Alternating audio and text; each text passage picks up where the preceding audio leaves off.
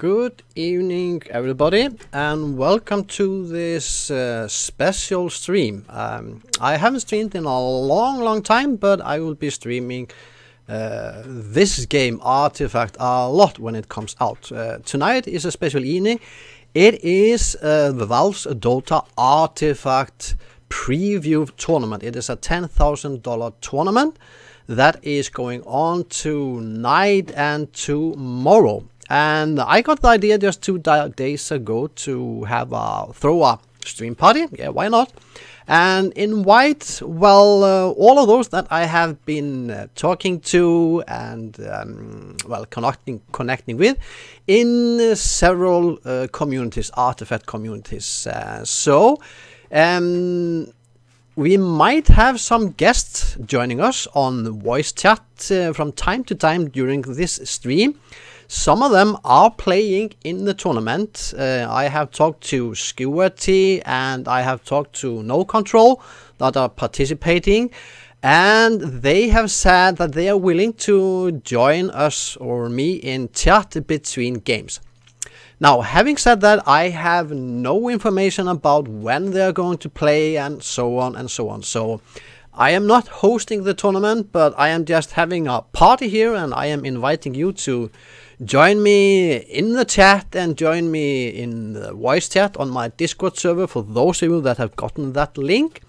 And we will be watching the tournament unfold. So that is basically what we are going, and I will be testing things and so on in as a streamer as well. So I think I will just turn up the volume now. One moment. And we will see and listen to what they have to say. And life coach. Yeah, so we're going to be talking about a lot of Artifact throughout the weekend. It should be a blast. We have some of the best pro players in the world sitting right there on the couch. But also we flew out a couple others. Life coach and swim. Event. Okay, so they are getting ready. Yo Larson. Rope coach. We got hyped, and we got Savine. Yeah. And we're going to be featuring a lot of their matches throughout the event. But now, I also don't know how long I will be streaming this tonight. It all depends on also the guest that will be joining and how the tournament unfolds. But I will be streaming for about 2 hours or so, I would say, and guess. Basically follow the journey of our 4 players and see how well they do. And people have been asking me, could you please give out some beta keys? And I would love to do it, but I don't have any beta keys, and I'm not in the beta. I have been trying to get into the beta for a long time, but it has been darn impossible. We're going to talk about what draft is and how different it is, but okay, I think everyone here has played in multiple a cool setup of these draft tournaments. So why don't we just talk about some of our personal experiences, like what Let's makes see, I'm just checking here on welcome Let's to the chat. Nice to see you. Now, people are joining me from various places. I'm streaming to many places at the same time, so I have chat windows open all over the place, and I will be trying to monitor your comments as closely as I can. You can play a lot of matches, you can play a lot of games to determine who belongs more in the top 8, who belongs less, so it's rather not like a crapshoot, so that's very nice. And generally about the draft, both Life Coach and Swim will be participating in the tournament, if I remember correctly. Again, as usual, if you hear that I have some issues with sound or something else, please let me know in the chat. And that's awesome. So, Yeah, I mean, draft is basically a format that is different every time by nature because you are choosing your deck. And the children, they are going down to eat. I'm going to enjoy watching this tournament. Test your ability to kind of leverage maybe cards that are less good and kind of make the best out of bad situations. You know, personally, I like the most about draft. It's almost somewhat of a small gamble every time. Yeah. Especially. Okay, you can see the banners here behind. And you know, let's say I draft like red-blue, and then I see a really good green hero like Drow Ranger. And I'm just sitting there, it's like, should I be picking up the Drow Ranger? And I think the funniest thing is that I feel like a lot of Artifact players have very different opinions about multiple topics, whether it's splashing a color or whether card choices are good. Yeah. Last night when we were at dinner, Life Coach and Yo Larson sat next to each other for like 50 minutes straight talking about, I don't know, whatever. Debating. Yeah, you guys were just debating about random Artifact stuff. Yeah. And you guys, I think, are both really top level players, but you guys have very different opinions. Do you think that's... Do you think Yo Larson is wrong, first of all? And second, is it normal for top players to have very different opinion, at least in a game like Artifact? Well, I guess at the beginning there will be different opinions about topics. I also think there are better opinions and worse opinions. But no, I mean, not in regard to this, but I mean, in general, at some point we will figure out, maybe that's in a few months from now, maybe that's in half a year, but we will figure out what's the better line. Like we were talking about whether it's better to play. So for those of you out there that are thinking about, okay, I'm coming too late into the game because these guys, they have been participating in the closed beta for months, many of them for quite a long time, more than 6 months. But this is, everything is open, and there's lots of ways to win this game and build strategy that will propel you further in tournaments or in ranked players. And that is the common census everybody are talking about in the forums, players and the beta testers, that, as you say, they have very different opinion on what is the best strategy, and that is a good thing. The meta has not yet been written in stone. And then to really determine how to make the best out of those. Yeah. Well, I'm glad you said that. I have magical drafts all the time because all my decks looks a little iffy. Yeah, but the iffy ones are the ones you do well in, apparently. Who knows? Who knows? Who knows? So let's actually speak about the length of the tournament, because at least from my personal experience playing in it, the day just feels like it goes on, right? 7 Swiss round. Each Swiss round is at least an hour plus, at least, right? Your own personal matches don't take that long. 7 hours. I will not be streaming here for 7 hours. But you have to wait for everybody's Swiss rounds to finish before you move into Swiss round 2 and 3. So today we're gonna have a very long broadcast, and even for the players out there. So I will be follow them just for I don't know, maybe 2 rounds. They are saying. Breaks and mentally you need to check out sometimes and then just refocus. Why don't you guys speak to that? Because all of you guys played in the tournament, and you know, you made very deep runs. You made top 8. So now I will bring up here just briefly. You can listen to them in the background. So let's see, I'm testing out things here. Now this is the Artifact. This is the tournament page, and as we can see, now there are 128 players that are participating in this tournament. But we don't know so much about all of the players. I have been talking to some of them, and I have gotten their permission to talk about them. And if they join me on chat, we will be discussing things and so on. So I have information, personal information about some of them, and others not. Cosmic, I have talked to him. I have talked to, let's see, Charmer. He may be joined, I'm not sure. Rob AJG, so I pronounce it right. I have talked to him. So I have talked to several of those that are participating here, and I will do something like this later on.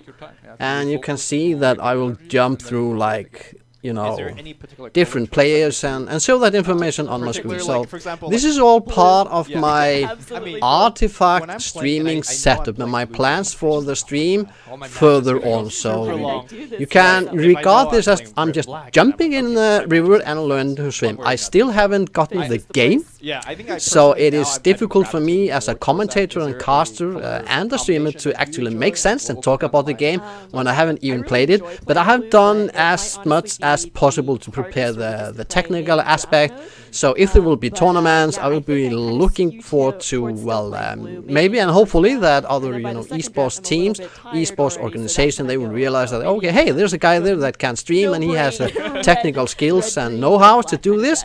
And with time, when I start to play the game, and I will start eating that game, and I will eat and breathe that game, then I will, of course, I will also stream from my own gameplay. So it will be a mix-up between me playing the game and streaming it, and also streaming and commentating on other people's games, which I actually love to do. And I've done it in Clash Royale, and I will be doing it with this game as well. So if you are a player or content creator or whatever, you know, this screen you might pop up there. So I will talk more about the players, about content creators, and several websites that are really good websites for you guys. If you want to go there and learn how to play the game, I will tell you all about that as well. So this is something that will pop up from time to time tonight. And also, hey, okay, I see someone is joining here. Okay, one moment. Just listen to them here, and I will talk to them here. Of the game. And I think we should actually talk a little bit about the doctor. Okay, no problem. Let's see. So no, I'm gonna it's Discord start by chat. saying some very simple facts, and we'll follow the line and see who drops it first. Okay. All right. So to win a game of Artifact, you need to kill 2 buildings. So a tower and a tower. Just write the things here. You just listen to them. I have like 6 or 7 open windows. Karen, hit us up. Just to have control on the things here. Let's see. Red, blue, black, and green. They Okay, all have red, their blue, archetypes. blue, black. And you can only play cards in your lanes if you have. Now they are the explaining the corresponding game. color. Simple fact number 3. You have 3 different lanes, and the towers in each lane have 40 health. The ancient that Lumi mentioned, They have divided up the health, and the idea is you typically want task on explaining the game for the people on us. Now the game can be somewhat overwhelming in the beginning, 3 lanes and everything like that, and it sounds complicated, and you could say that the learning curve is steeper than in other card games. And I'm talking like I have played the game for eons, which I haven't, but I have been studying the gameplay videos that are already out there, and I'm trying to, you know, go into the way of thinking how you decide your place. And it is somewhat steeper, the learning curve, than, let's say, Hearthstone. But once you get the hang of it, it comes more natural. As in all other computer games we play, we have to learn. Fans out there asking about Deny. What about Deny? What if you kill your own hero? They still get gold anyway. Yeah. So, listen closely. What if you kill your own hero? There are strategic advantages of killing your own heroes at certain time, but they still get gold and they still get money for 5 gold per hero kill, and then 1 gold. Yeah, I'm talking to my people here. Yeah, good segue into what gold is used for. Yeah, we're prepping this up. Look at us. We're going into the economy. There is going to be a shopping phase after every combat phase. And we'll get into phases more too when we have the visuals to go along with it. But for shopping, you can buy items. You can have there's a secret shop where you can buy randomly generated items or from your item deck, which is a minimum of 9 cards. But you can essentially use the gold that you gain from killing heroes and creeps to buy items to turn the tide into your favor. Simple fact number 7. It is possible that my chat is not relaying. What makes Artifact really unique among card games is the hero system. Basically, you've got 5 heroes in your deck. Each Swim sharing his infinite wisdom. Bosch pointed out, and you can only play cards of corresponding color to a hero you have. Lastly, heroes die only for 1 turn that they're off the board. So even though they do give gold when they die, they also come back, which is really important. With the items, hero can keep. They have 1 slot for 1 weapon slot, 1 armor slot, and 1 accessories slot, and you can only always equip 1. So if you already equipped 1 weapon, if you want to equip another one, you have to overwrite your old one, and this old one gets dumped. We should mention initiative. That's probably like the last one. Yeah. But possibly the now the chat from Facebook will not be relayed, so I see that. So that's just one thing. So so I will be chatting with you on all of those platforms as I possibly can. pass. They still have to make a good relay system for all of those different streaming platforms. There's different APIs and so on and so on. So it is really difficult to put all the chats into one window, but I'm a Restream partner, and the Restream chat relay is rather nice, but it's not perfect. Or silence them and lock them out of playing cards of that color on that lane. Nice. I think a really... I need this tonight. A nice, concise way of her to explain it. Hi, Luca, and welcome to the stream. Nice to see you. Any card or take any action, you give your opponent initiative. Yes. You see my beard? It's November. Obviously, everything that we said, there's like... My wife is not happy. In the game, for example, there is a set of cards that just get you initiative. Yeah. Playing that. Yes. That's an exception to the rule. There's a hero that comes back right after he dies. Yeah. Exception to the rule. So I think that's what makes Artifact really deep and fun, because we are all learning the game with these kind of general rubric and everything, but then you see what your opponent's doing, and all of a sudden it's like, wait, that just challenged everything that I've learned. I've been playing this game for a ton of hours, and I feel like after maybe 10 more hours of gameplay, I'm learning something new, or I'm recognizing something that I did not recognize. This is also a common thing between the beta testers. I think for people, these are the same things they are saying in beta. So don't fear if you are coming into the game now. Let me just tell you, I'm not gonna sugarcoat I was scared, and I was thinking, okay, when I start to stream, I will start streaming, and I will make no nonsense. I will not know how to play the game. But luckily, they are still learning new things. These guys. That's good news for all of us. No, what you said is correct. Like, there's so many just nuanced tactics you can kind of discover in this game. The complexity it offers is higher than any other card game by a pretty wide margin right now. I mean, you would agree, I assume, the complexity of play, the amount of time you have to think ahead. Yeah, that is something Live Coach loves. He's super analytical to this game. I see. Press a key to okay, here we have cool is cool. So it's basically I have some fluff too. Yeah. And that makes the game also inherently much more complex, because you will see yes, Luca, that's good to hear. Now, next week I probably will be maybe, I can't promise anything, but some Minecraft. In reaction to that, so I need to revisit our server. That's also a complete different kind of breed for complexity. If you want, you can join me or join us on the Discord, PogSz Discord server for voice chat if you feel for it. But if not, just hang out in the chat here and then we will have fun. I'll need to jump between windows for the Facebook chat and the Twitch chat. So I might not grab your comments right away, but I will cycle through them. I personally don't. I don't play with F3. I'm not an advocate for it, simply because when I'm playing, it makes the game more fun. I don't want to. I want to get hit by the unknown, you know. Yeah, but if I want to try hard, I mean, of course, it's going to be an asset. It's really what you're going to be playing around if you see the entire deck list for your opponent. So once you open it, you can't close it. Swim your F3 guy. I honestly think it's part of what makes Draft just great in Artifact, because it challenges fundamentals. Draft in other games, one of the things that Constructed has in other games that Draft doesn't is the ability to kind of play reactively about what you expect the opponent to play. I always like to say it's kind of like you're not just playing your deck, but you're playing your opponent's deck too. And in Draft, Artifact has captured that as well, and that's a large part of the reason why everyone's saying Artifact Draft is maybe better than it's Constructed. I just want to say this is the very try-hard guy. No, this is interesting. Like right behind you, see the blue and green. You know, it's that's the try-hard. Look, we simple men. That's right. You know, we got a red flag, and we don't F3. We're men of culture. PogSz is wait. I'm going here to watch your. We're gonna have Live Coach drafting in just a bit. We're gonna watch Live Coach first player draft. Yeah. POV. I guess yes, that's I agree. PogSz, are you going to join on the chat a bit later? You don't need to chat right away if you are having second thoughts or doubts about what people will think about your voice. That's no problem. You just join when you want. When do you think we're good to have you. Use the chat, the text chat as you want. So, so far they are talking about stuff that we already know, me and you, PogSz. So the basic stuff. So they are easing new viewers. You know, there's a lot of people joining now on Twitch and on Steam TV, and they are. This is maybe the first time hearing some details about the game and the gameplays and the mechanics. For me and you, we know those mechanics. Maybe you are a lot more than me. About you, Swim, do you have a color preference? Color preference goes with kind of what you see. That's I often really favor in draft. It goes with USC.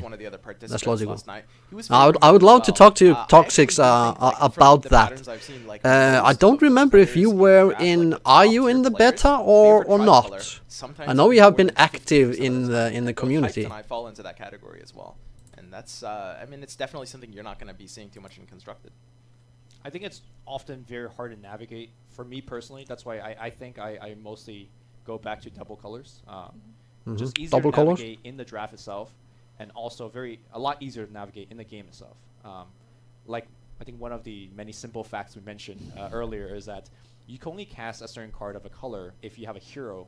Of very important. in the lane, right? So if you have, let's say, Crystal Maiden, who's a blue hero, then you can cast blue hero in the lane that she's in. The trouble that you get into with tricolor is that sometimes you put the wrong hero in the wrong lane, and you have one fewer hero of the right color in essence. So, yeah, I personally don't think that I will ever go tricolor. Really, but like you said, I don't see how that can be. It can be strong, but you're also taking a risk, unnecessary risk. I'm more for building decks in general that feel that they can be useful. There are safe decks maybe. I can't wait to see maybe they are less fun to play, but I want to have combinations that are not situation based, but stable cards that will work in every time that you use them. Okay, every time. So they did change the rarity from Drow to uncommon to rare. So it's harder to get double Drow now. But okay, I see that you're typing here. Nice to see you. Are we going to see any double Drows, you guys think? I like my odds at one double Drow. One double Drow? One double Drow. Yeah, maybe two. Maybe two, okay. What about double Luna? You guys love double Luna? Yeah, double Luna is still pretty scary. Right now, Eclipse still has the ability to kind of like Lucent Beam has the ability to buff 3 Eclipses in the deck, but stacking Lunas is still very powerful because you still have some Eclipses that have more charges than they normally would have at that time. Any other broken combo comes to mind apart from the heroes? Life Coach, anything you want to see, like when you open up the draft?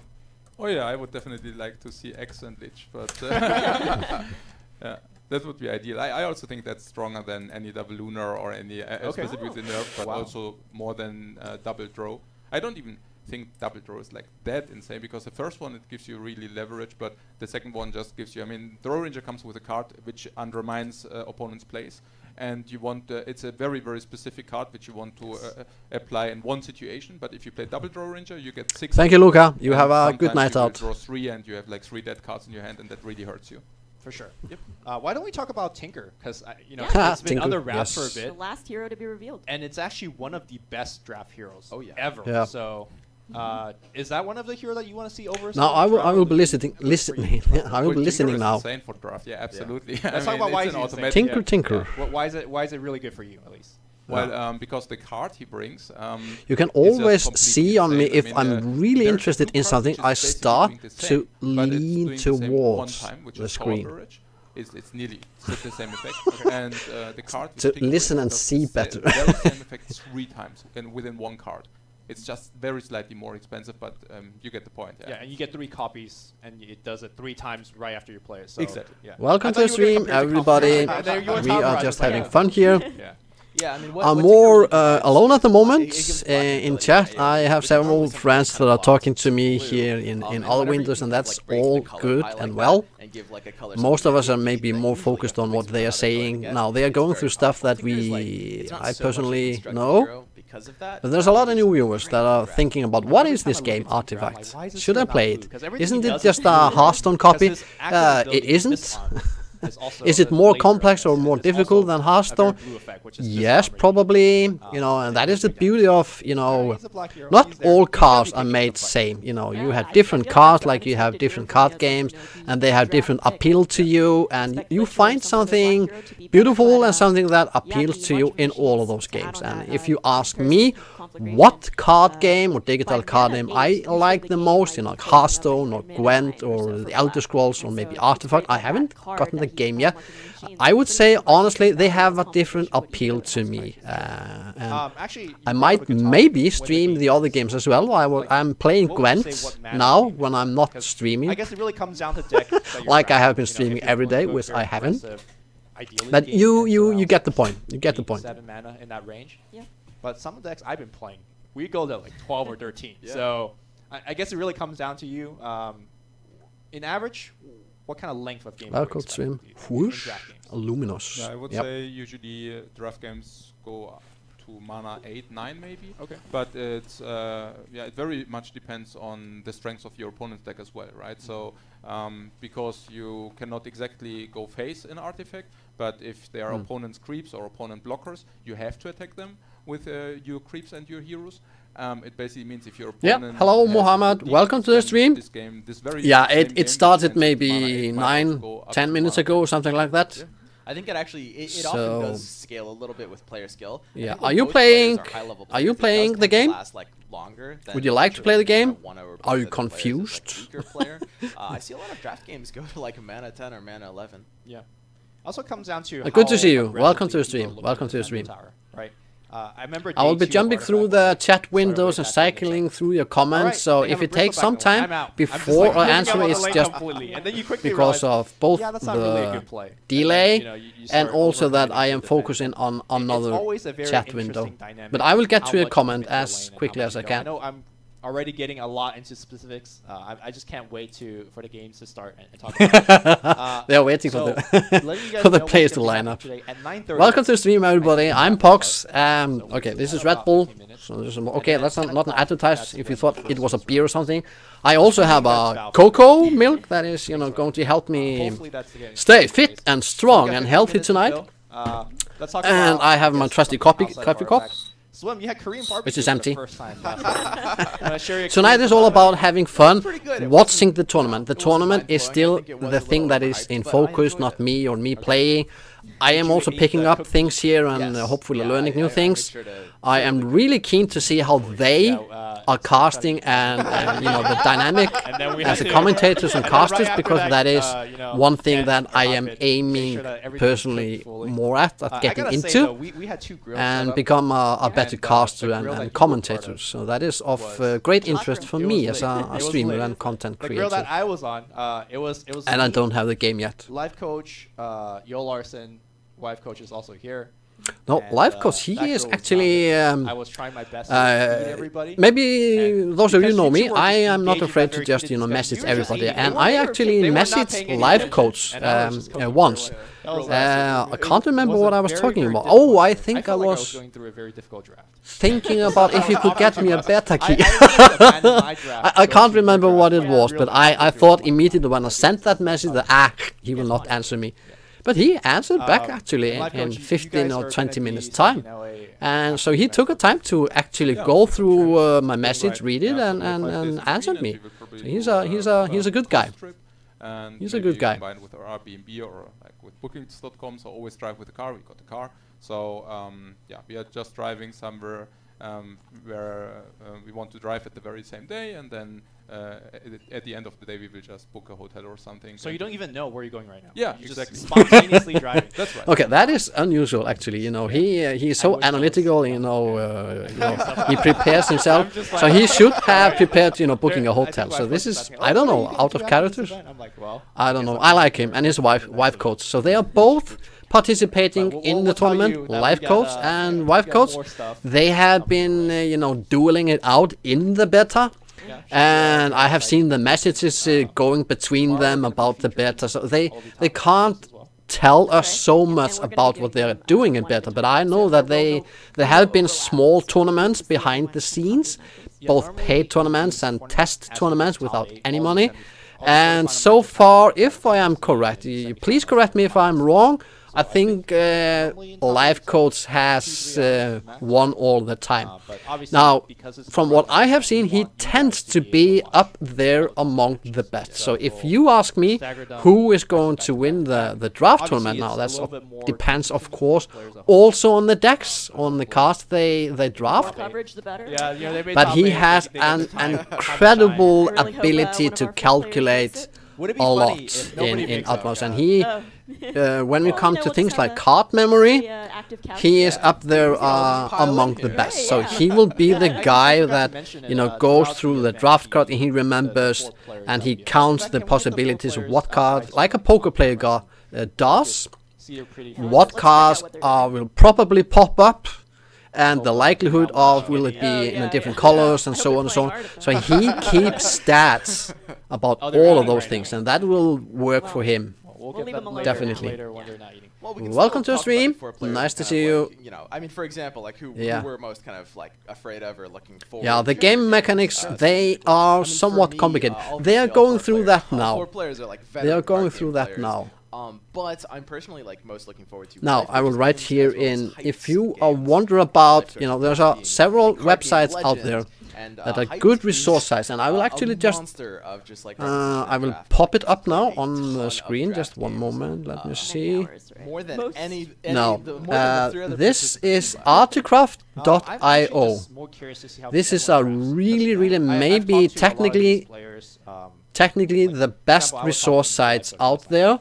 They have a really cool draft simulator and decks and so on. I will not go into details telling you about the site, but this is one site. But if I have put up on my own site, okay, you see, hey, I'm alive. Let's see how long the delay is. Hello. So if you go to PogSz.com, my own website, there is a subpage called Artifactory. Okay, and if you go here, I have put together, and this is still work in progress. This page is still under construction. I have compiled here a lot of really good websites that are focused on Artifact and teaching you all how to play it and so on, with deck builders and simulators and everything like that. And I have here, if you're in Russian, we have something here. And I have also put, at the time being, 3 Twitter feeds from maybe those Twitter accounts that are most active at the moment and have the most interesting stuff around Artifact, and they are tweeting daily, sometimes several times a day, the Reddit Twitter feed. And then I have linked to some prominent and good content creators like Charmer. He is in the tournament.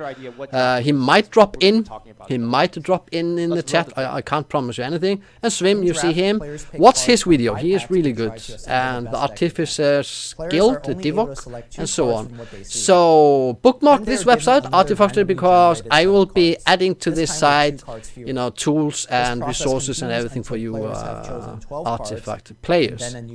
So PogSz.com. So now I have said that. Let's go back here. If a hero is chosen and another hero is offered to the player, okay, I will stay silent now. That hero will be grayed out and cannot be drafted. If no hero is chosen until the end of the pack, the player will be offered a random hero that they must take. Players draft through the 5 packs and pick the best cards they can. Then the players build a deck out of the cards they have drafted. Hi, Charmer. Are you getting ready for the game? You can use the Twitch. You don't have to, Stefan. Let's see. Are you streaming? Yes, I am. Can you send the link? I'm all over the place. I have I'm streaming to 10 places simultaneously. Wait. You should know this. One moment, guys. You know, this is chill. I'm going with the flow. That's what draft is in a nutshell. Okay, PogSz is here. Yeah, you just stay in the Twitch stream. That's cool. They know each other. Any like Charmer and PogSz. Off the iron tips.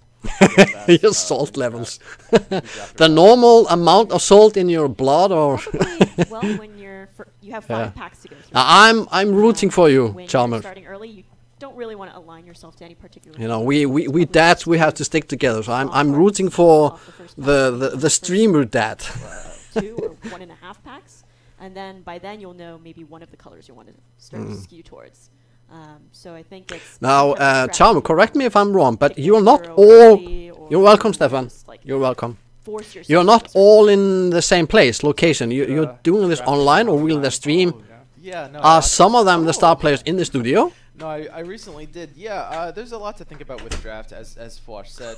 You really do kind of depends on my salt levels. I have to remember that. I might, Charmer, I might grab that from you. I'll give you credits. I'll talk, or we can, you know, in the future if we do something, you know, you never know, we can talk about salt levels and so on. If people are going like, "Huh, what are they talking about?" Yeah, I think also that the deck builds itself over the process of the packs. I mean, that's obvious, but with the first pack, you probably want to pick the strongest cards, as already mentioned. But from pack 2, 3 on, you can already see how your deck is forming. Yeah. And then you can already make kind of a game plan. Charmer, I don't know, maybe you're preparing to play or you have a game, but I'm taking the chance, since you're here in the chat. When you prepare for the deck draft, do you go immediately into the deck, the draft with a plan like I'm going to draft an aggressive deck and start choosing right away, you know, with that plan in mind and discarding cards that don't fit into your plan? Or do you know, go through maybe the 2 or 3 first selections on 2, 4, 6 cards, and then you decide, okay, I will, you know, draft or craft my deck around those cards and build on that? Do you have any strategy or plan in the beginning for that? Like you said, Time of Triumph is a great card. If you see that first pick, you already Time know of Triumph, yep. for sure. Like, oh, they are talking about strong cards. But I think for me, I like green. Okay. Green's a solid draft color. That is typical for I really like women. Furnace. That's like a if you go into psychology and, you know, drafting, is that even a word? Draft psychology, or card or color preference? Correct me if I'm wrong. This is a theory I have. What I really mean by that is most of the time, women will go for like, and I have said, the green color. It's the supportive color, and it is you know, the thinking, the school behind the green color is to support and make other colors or make other cards and heroes stronger. And I think that it has something to do with the mentality women have, and that's I'm really for that. To be protective, to be supportive, while we men, we go like, okay, aggressive. We are more aggressive. If you don't have proper heroes, which you pick, you heard it from me. You are able to fill them with base heroes, and there are base heroes for each color. And the base hero in red is probably the strongest early game hero you can pick. So if you fill with a base red hero, you don't really lose much on the draft. But if you are forced to fill with any other kind of color hero, you will definitely lose a lot. If I could choose, I would pick. Let's see if Stefan has joined on Twitch. Stefan, are you there? Just try to find a way to. Wait. Where is my? Oh, you just splashed Mr. Furnace. No yeah. Okay. Pick up Farvin. All right. So, I'm surprised you said Keith was actually one of the strongest heroes, because I think Keith. Okay. I think he might be one of. Well, stat-wise, he's obviously the strongest, but I think I'm personally like the least happy to play. There we are. Out of all the bases. Yes. I think Debbie. Lothlorien. Are you an elf? No. I'll cast a hex on you. I just don't want to be. You're a dark elf? Do you guys have? Oh, you're also here in Discord.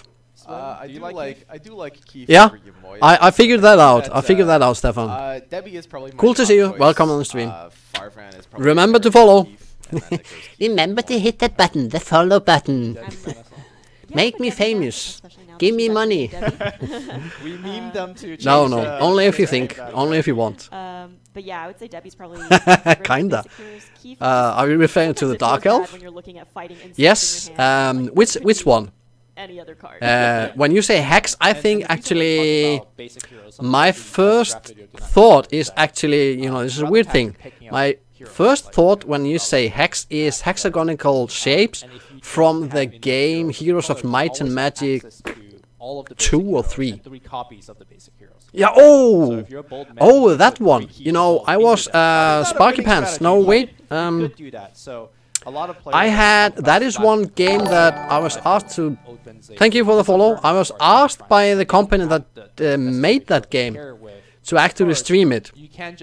And I had a lot of keys to that game, and the shards of, what is it called, so long time ago. I streamed it somewhat, but nobody wanted to watch it. So okay. It's the same studio that was behind Drop Zone. I have forgotten the name of the company. Yeah, Shards of Fate. Yes. Toxic. Thank you. Thank you. You know, I like you as toxic. You can be toxic in a positive way. not be a basic item. Like, it's just there, and it's always good to put in the deck. Guys, wow. Yeah, it's Twitch Prime. That's Twitch Prime. 3-letter armor. I have been using Twitch Prime on my mobile phone, but I have not been so happy with it. Let's see. Thank you guys, much appreciated. The one that's 3 gold, 4 HP. Yeah. I generally just go enjoy the Prime. And I feel like it's talking about Prime. Too good to not put in. I think next year, correct me if I'm wrong, I'm always saying that, next year they will start producing, no, they have started producing The Lord of the Rings. That will be a huge series on Amazon. When that is finished, I really can't wait to see that. And then yeah, it kind of died, and several other games from them. So I was excited in the beginning, and I was talking to the developers, and you know, I wanted to do a good job, and I wanted to present the game, and I wanted to learn the game, and so on. You know, okay, I was into Hearthstone, but hey, I was talking to developers directly, and but people didn't pick it up. So yeah, so I had to decide to choose between loyalty towards them. You know, it's every stream to be in direct contact with a gaming developer, but it just wasn't interest for the game, and sadly, because it was not bad. It was not bad, but other games were just better. If you ask me, both graphics and audio and everything like that. At the end of your name, if you want to play constructed. Feels good, man. I don't know who that is. Tortellini. Dota guy. Let me just tell you about Tortellini. He is a BM connoisseur. I like that. Right. Knoxville is playing in this event. By the way, shout out to Knoxville. He ran a lot of. Here they are going through the names. Pop me up. No, wait. And also doing great stats work. So shout out to him. One moment. Action Jackson. Action Jackson is there. He is part of from Hearthstone. Who actually Team Langstar? First place in the last tournament, I believe. Constructed tournament, right? No, the draft one. Oh, did he? Yeah, he was my opponent in the finals. You know, after I don't make top 8, I just check out. So I don't know who does well, who doesn't. Let's see. Don't look at names. Oh, Ahmad. Yes, I was thinking PogSz. We should talk about making a Norwegian artifact site or Facebook page or group. Any of these other names you recognize? There's Yol. Heffa Lumpkin. I don't even know what that means. Buka is in there. Buka of Artifact and GG. Sheepstick. E-Cop. Okay, we're slowly getting. They start playing. Everybody waiting for start playing. Start the game. Start the game. One tournament as well as Petrify. Shout out to Hot Meow, Hearthstone player. Yeah, a lot of Hearthstone top. Sav, JC, Amas, Hot Meow. Gara from Hearthstone, as well as Impetuous Panda and Freddy Bates. Oh, they are going through the names here. Yeah. Once top competitors. Life coach himself. Okay. Life coach. Okay, so he's getting maybe ready. That'd be really awkward if you know. Yeah. Okay, please tell us what is the plan for the evening. Who are going to play against whom? One of my Swede practice partners. He's a very strong player. Larsson, he is called, if I remember, the Swedish Kipler. Also here. Shout out to Lerico. Super JJ. Super JJ. Super JJ is actually one of Super GG. Super JJ. Yep. Oh, there's Sifka as well. Sifka, Luckbox. Yeah. Mogwai and Game Life coach in the Gwent scene. Mogwai is a streamer, and Game King is also a top Gwent competitor. Okay, wife coach is here. And Forsen. Forsen's off-stream chill, right? Yep. Yeah. Oh, Jofi. Jofi's also in this tournament. Flavio Morelli, welcome to see you. Now nice to see you. Welcome to the stream. I want to start some spicy. He is joining us from Facebook. Controversy. We saw the names here. Let's get the debates out. We got Dota 2 players. We got Hearthstone. We got Gwent. We got Magic the Gathering. Who's gonna win the tournament? It won't be a Dota 2 player. Whoa! The hate mails are coming in. He lost like 30 subscribers now. Yeah, I agree with you, but if I was playing a tournament, Dota 2 was gonna. Yeah, okay, you know. Second place. Yeah. It would be the card players, of course. So it's not Dota 2. Okay, so let's throw Dota 2 out of the question. I think Gwent probably looks the strongest, at least personally to me. They generally finish very highly. Yeah, they actually have, and I will say this is like, it's hard for me to say because it's gonna sound like I'm biased, and I am biased. But like there's a large transference of like skill set from Gwent to Artifact, because like the whole passing thing. And yeah, those games, unlike like Magic and Artisan, I mean obviously interesting ideas. Talked about kind of like egoist. Wait. What are we talking? Let's see. You're chat. A 2 out of 3, and Gwent it's rounds, and Artifact it's lanes, and you kind of have to play along the lines of sacrifice. A lot of the mentalities transfer. Okay. And as you said, players have done very I think Hearthstone is a these are good questions, but I think there are always the element of playing ahead or thinking ahead. Okay, here we have very far end. SubGC, live codes, and I can't see the other guys. Okay, so good. We don't have to fill anymore. Okay, one moment. Can I wonder one beer, one vodka, one vodka. Look at this. Swim. You were talking 1 minute? having I'm on live? Yes. and I see a pair of them right there.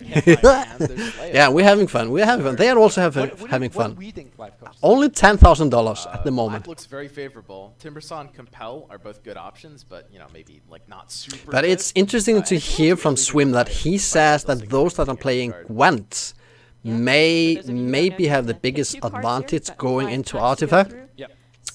I would say it's a mix-up between all of them, because Artifact has some of all of those card games, and those that will be, you know, very good at this game, they will have to be good at one general skill, and that is planning ahead and anticipating the opponent's draw and plan 2 to 3 turns ahead. And that is a universal skill. If you have that and you can practice on that skill, and that is something I need to do, if you are good at that, then you will win a lot of matches, regardless of what is thrown up against you. Okay. They just have a... Now I am studying this as a streamer. Now I would have some graphical element around the stream window. Beyond the summit, He's wearing black grid. Yeah, He just wanted to go face. He was joking. He was just a simple frame. Just a simple frame. So unsupervised artillery is generally not a card that Okay, they have the game in the background, and they have him there in the middle. I'm going to be dealing damage to your tower. Immediately locks in that. So they have one camera pointed to him. We saw an overview. I'm going through this because I am studying this and researching this as a streamer, and I'm thinking about the technical complexity of the setup and so on. So I'm also approaching this stream from that. Yeah, looks like he is committed. Yeah, it's different. This is new. We haven't seen this before from screenshots. Screenshot. I would say Screenshot? Did I say that? Did I say that? Are you going to pick up the payday? The payday. That's the big question here. No. Associated card is track. Now, I personally would have the game window just, you know, cropped up into the, you know, 3/4 of the screen, while some graphical elements framing in the player. Top end item, you are in it. He is moving. You see when you're picking up heroes, picking up cards, Yeah, you see that you want to see him picking the cards, of course. Building a 40 card deck out of those cards available. But still, a frame around the streamer. So if anybody from Beyond the Summit is watching this, this is just a, you know, a friendly advice. Just frame it slightly in. This is a bit amateur. Good for kind of going for longer games, making a lot of gold. Doesn't need to be any complex at all. Feel free to contact me. I actually have studied user interface psychology. People are going like, what? What is that? User interface psychology. Is there a thing like that? Yes, it is, actually. So He's got a good number of creeps so far too. it's actually a really important thing to know. Creeps that he has in lane. I mean, I would personally say his red isn't particularly amazing either. Ooh. Like, he has some good solid card. I think if he doesn't see any more good red heroes or red cards, he might Look at his just drop face. red altogether as well. So. Yeah. What do you think about his incarnation? Oh, that was He's quick. definitely the strongest card in that pack, right? So Yeah. why not? Okay. Look like a bit of a pick. Now I will He's got 40 withdraw different colors right slightly As you now said, he's not and necessarily follow what is always happening, red. because It's there's a not lot of like things I you also get want that. to learn. Let's Lion see, is not Flavio. an Yeah. amazing hero. You are looking for a second black hero if you're life coach, but you're probably passing up on the Lion in favor of some of these great green cards. I really like Roseleaf Rejuvenator. The big tree. And maybe Salamani's favorite here over Rebel Decoy. Pretty close. What was that? So would you guys say oh, he was paying something. At pack 3 is where you should have a good general idea of what color your deck should be in. I feel like Life Coach in particular with this draft, it feels a little uncertain at times. You know, I'm not even sure what color I'm going we're to in. copy I think we're definitely in black, but what's our second Open the color? stream, hop here in a bigger green window. I mean, seeing this pack helps, right? Yeah. It's going to have black and green, and there's a good chance it'll have like maybe a red splash at this point. Sure. Okay, I can see it the better total here. number of colors or that he has of each card right now at the bottom right. So you can see he has 9 black ones. So he likes the burning oil. This is the second copy. This is pretty much committing him burning oil at this point to red. If you're going to take the burning oil over some of these better green options, you got to be expecting to go at least 1 red hero. Man, I can't believe he's passing. Oh, I look like Life Coach. The tree is such a I wasn't paying card. attention, It's a but I had. He was doing like It's me. But Think. Mess up their combat math because they're thinking, oh, I'm gonna get lethal on this. No, I haven't played it, but I have. You know, I have Stefan Lothlorien. I have been into countless betas through my years, believe me, and there has none game been as difficult getting into the beta as Artifact. So if anyone out there in the Valve team or Artifact team or someone else there is out there, please send me a beta. You know, just don't give some 13-year-old guy a beta key that puts it out on eBay. Give it to the content creators and the streamers and the casters to come. Us that deserve a closed beta key. So hit me up on DM. That's exactly right. Like, that's one of the thing about drafts. Like, sometimes you will spend... it's not about the cards in this case. It's about, like, the commitment. He's thinking about, like, the future and, like, how this deck is even forming in his head. No, you're saying he is thinking and calculating, analyzing. He's going for, like, a much more aggressive deck that he thinks maybe won't be able to get as much value out of Rejuvenator. Yeah. He's there he back. goes. Going back for the tree. Yeah. Taking the safer play here. Okay. Divine Intervention. That's a great card. Black card. Assassin's Apprentice. Let's see if I can. Can I point on? Not too much else good in this pack. You could go for the Stonehall Plate. I like the Apprentice a lot, actually. Yeah. Yep. Especially if you're going for early track kills. If you could play Apprentice. No, the Bard Mail. I have issues with this card, the Bard Mail. As a designer, sadly, it is my only criticism I have at the moment about the game, and that is that several of the card art is mediocre. When it comes to card art, I would say that Gwent is exceptional, and then Hearthstone because of how joyful and colorful it can be, and then maybe the Elder Scrolls. I'm not so much Magic the Gathering still in preview or in early access, but yeah. Some of the deck art or the card art in Artifact is there's no real closers. Meh. Sure. I think though that this is really the real skill of draft is like when you see the bad cards. Yes. And we're how you navigate those bad cards. Exactly. Ooh, a second Remusk. That's great. Yeah. Well, we are all over the place right now. We got one here of every color. Yeah. That's a good point, Lothlorien. I personally like Storm a lot, but I feel like the deck right now is not concentrated enough in black cards to really take advantage of his overload ability. Yeah. Yeah. So I don't know if I'll pick it here. Yeah, Sister Remusk is like the typical value pick here for the colors you're going. Both of those are high tier draft cards. Second Remusk is something you're I'm thinking about turn 5 now. Yeah. Not seeing good red cards though. I gotta say, from personal experience, this is one of the toughest drafts I've seen. We've seen the double hipfire in pack 1. Okay. But since then, I feel like the packs has been extremely dry for him. There's nothing amazing. Second bounty hunter. Think if he's going for that second bounty hunter, it's okay. Life Coach is in trouble, maybe. Any 25 go item. Yeah. I feel like you know earlier when you said there's no real closing. When you see a second bounty hunter and you already have a payday in your pool, that is one of your win condition, as I feel. So totally. Let's hope that he can pick up a Horn of the Alpha. Okay, push the strike, cunning plan. Yeah, okay. That was the second pass. He is up to 48 cards. Gold mine on the second one. That is so good for Yes. That is the dream. Okay, now we have the excitement from the casters because it's 5 out of 10 to what would we say now? that is also very important for us streamers. Is how can we build excitement and build up interest from the viewers? If there's nothing exciting happening or engaging, and these card games, there needs to be a moment or element that, you know, ooh, okay, those cards, because if he had this card, then he can do this or this or a deathly combo, and we know about it, and then we are waiting for it to happen in the games, and it is in there that the beauty of, you know, digital card games is it's like football or other sports games, where it's not necessarily constant action going on, but you know, and you're hoping for a good strategy to, you know, unfold or be played nicely or beautifully out. Yeah, do you think he would use the Mazzy over the Keith? Excuse my English. So for sure. Mazzy is a great splash hero. She's survivable, which is what you look for. Okay, he has 50 cards. Okay. You know, your opponent sees, oh, so how many cards is he going to draft? Kill that hero. Mazzy's tanky, and her signature card can be played on any. You can minimum have 40. The other downside of splashing. Max 60. I know we're pack 5 out of 5 right now, but there's only 3 heroes selected.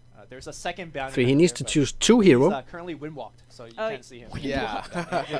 Or is it Sturkin Walk or whatever the new name? We'll just say he's invisible. What's the signature card? That is actually, you know, you have a hero, and he is kind of a card or a hero, and he has 3 cards. He has signature card, which is, you know, you get 3 times that card. Oh, PogSz, I haven't done 1. And you got to think like, okay, which colors do I kind of need more of to leverage my ratio? Yeah, you want a I'm hearing that ratio of like heroes. Yeah, to so I think from what I'm hearing and seeing, he could be in trouble. Which simulator do you use, PogSz?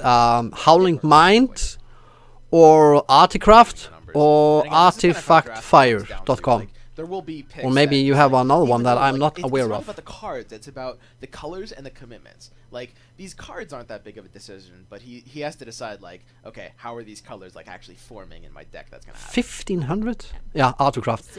As a seasoned and veteran webmaster, when I visited that site, I went like, whoa. That is maybe one of the most technically beautifully executed websites I have seen in a long time. They are extremely focused on have a slick, smooth interface when it comes to selecting cards and the simulator, and, you know, pumping or drawing out data from the database and into a visual representation of the cards and the cards statistics. So a really good site. I recommend it highly. There are other sites out there. I'm not biased in any way, but I'm just telling you about my opinion. Friendly games is always both. I'm very happy and sad. You can get a sandwich, you know. Experiencing at the same time. It's like I'm playing against a very. Welcome to the stream, everybody. I hope you are enjoying it. For the next 45 minutes. And it's just like rough time. Thinking about the second Divine Intervention. So what do you guys like here? Because I like the second Divine Intervention. This is gonna lock him into 2 green, but at this point he's got kind of that density where I think he wouldn't be opposed to going 2 green, 2 black, 1 red. Yeah. If you can have everything in one site, that is the best things, but often you need to browse between sites that's a tricky one. to get the best bits. Picking heroes early on in packs is generally not ill-advised per se, because if the hero's good enough, Look at him. good enough, but it's a little worse than like finding it like halfway through the pack. Okay, yeah. Because it does. Thank you, Stefan. Like nice to have you. And again, thank you for subscribing. See you around, and have a nice day or night. And you can't pick that once you've committed to your hero for the pack. Maybe what he's thinking now is, would he be okay with a Farvin in his deck instead of Unrested Grunt? Yep. I personally think that Dark. Oh man, I can't wait to get the game. I'm so. Espacito, huh? My children in the background. mistakes out of Yeah. Yeah. So personally, Darkseid is really Yeah. good for me. But he's not thinking about it. I think if I was in life coach's position, I would go Divine Intervention and the Hipfire. Yeah, And those two just by far is the strongest cards in the pack. I do like the Hipfire. And you can always hope for that the opponent makes some mistakes.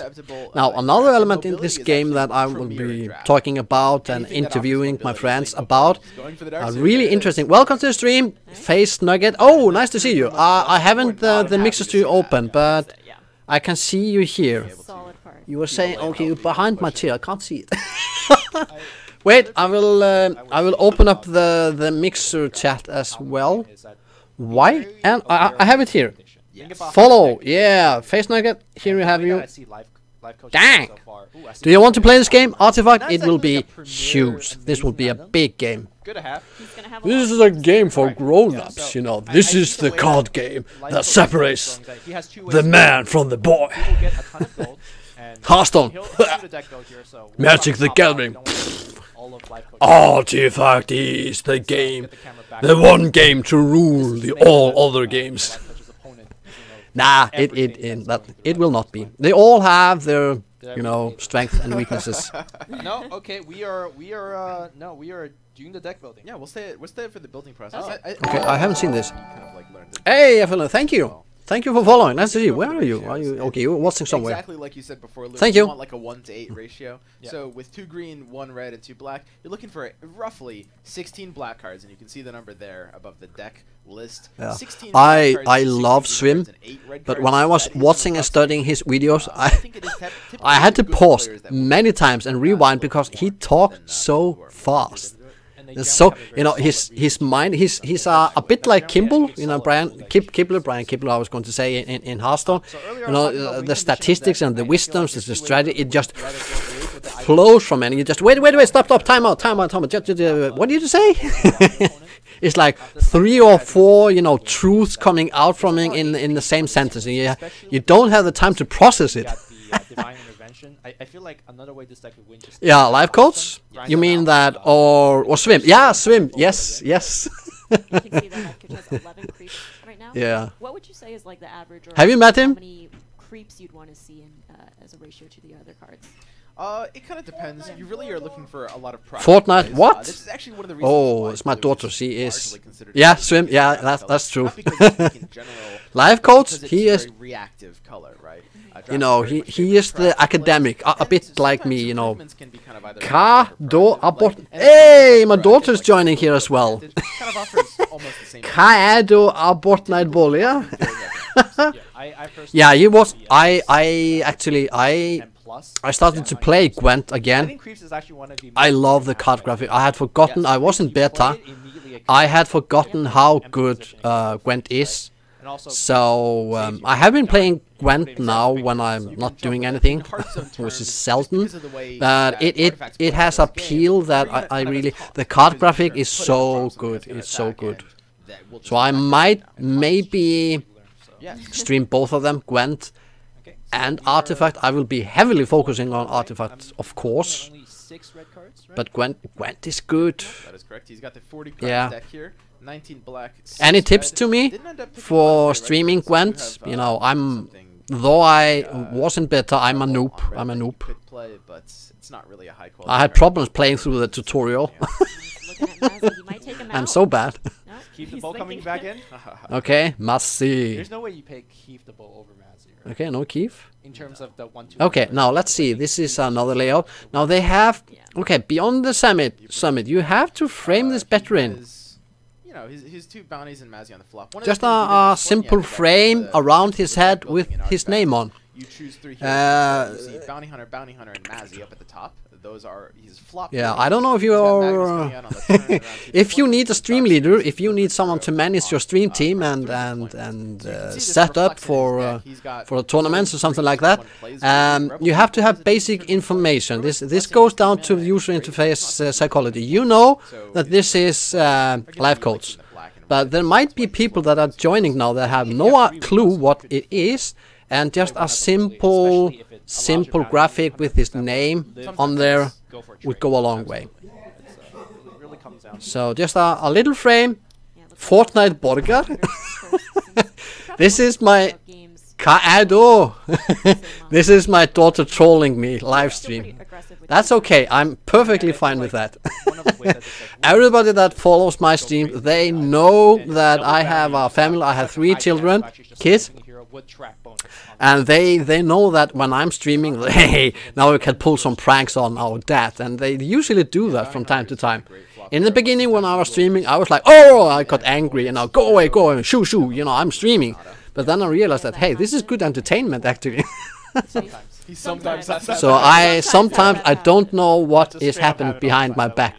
Literally. And I have had my son sneaking up on me from behind and going like, boo! And I scared the living shit out of me. Accompanied by 3 creeps, which are also just kind of chosen randomly.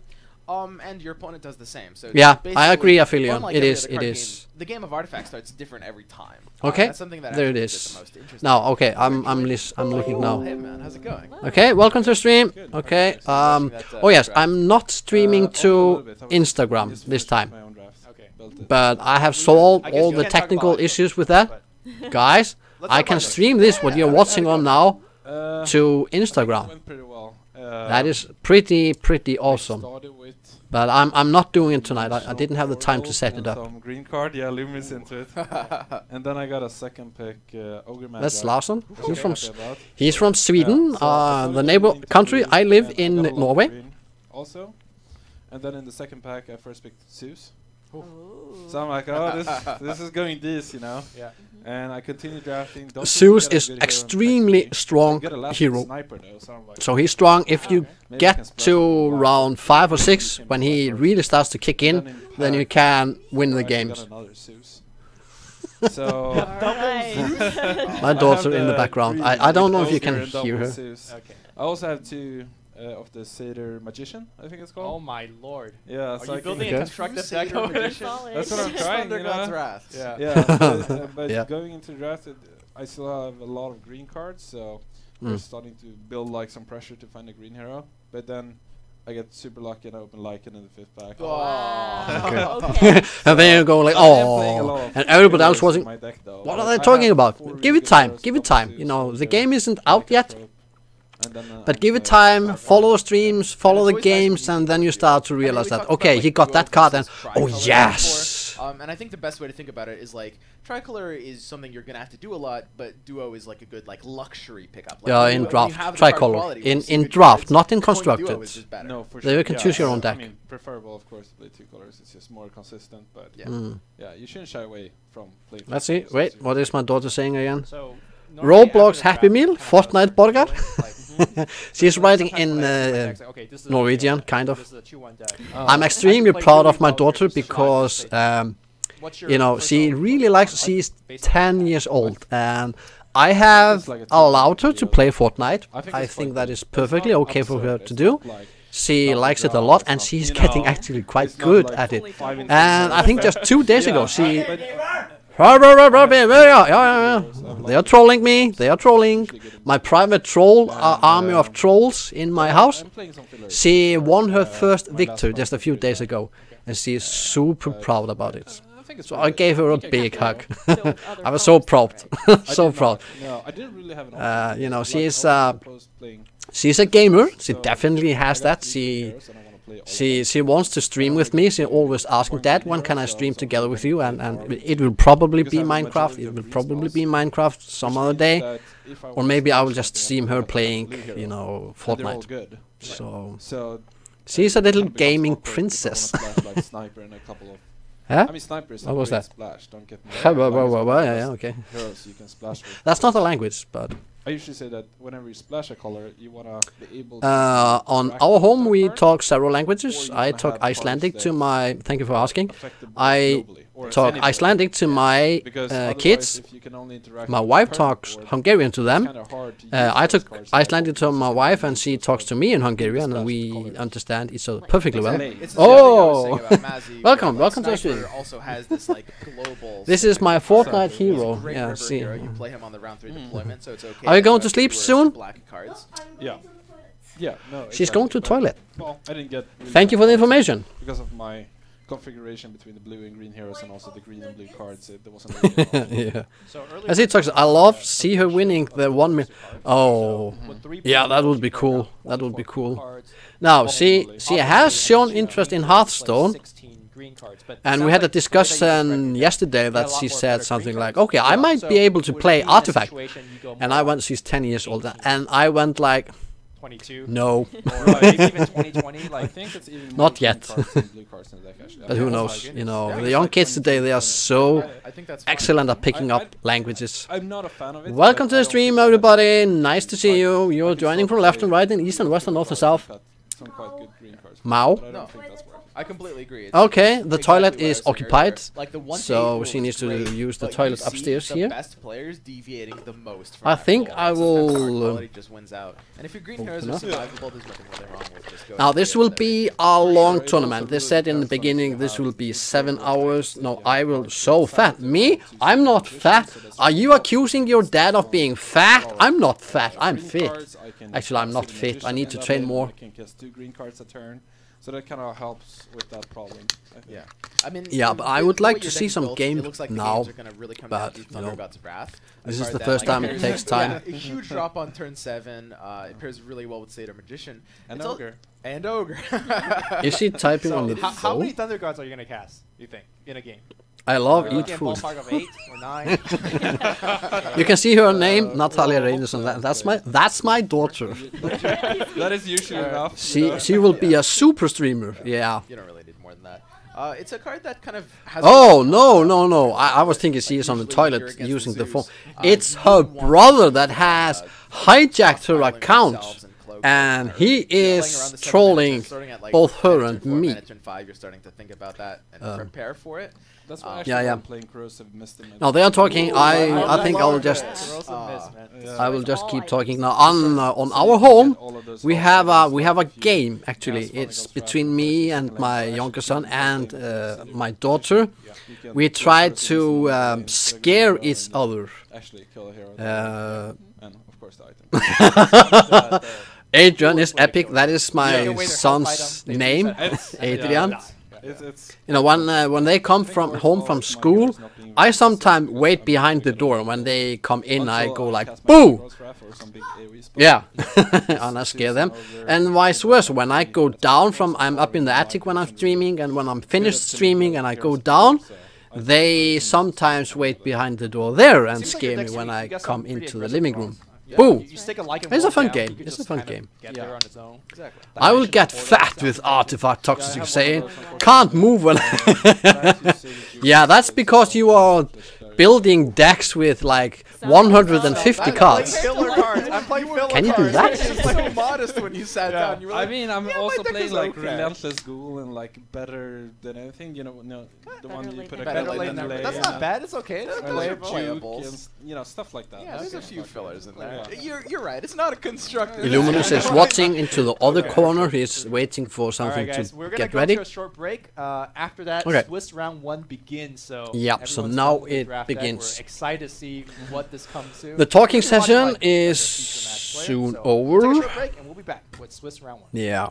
Now I know my friends that are players, they are getting ready and they are playing games now, so that is happening. So they will not join. If they join, I can't promise, but they have said they are willing to, and they have even taken the initiative to contact me and say, okay, I can join you on chat if you want. So they might join us at some point later. So I will definitely stream. Okay, I will definitely stream more and see if they will join on stream tonight. If not, maybe they will join tomorrow. Some of them maybe, I'm not hoping for it, maybe they drop out and will not move further tomorrow, and then maybe they have more time joining my stream and have a chat with me. Okay, while they're waiting, I will, let's see.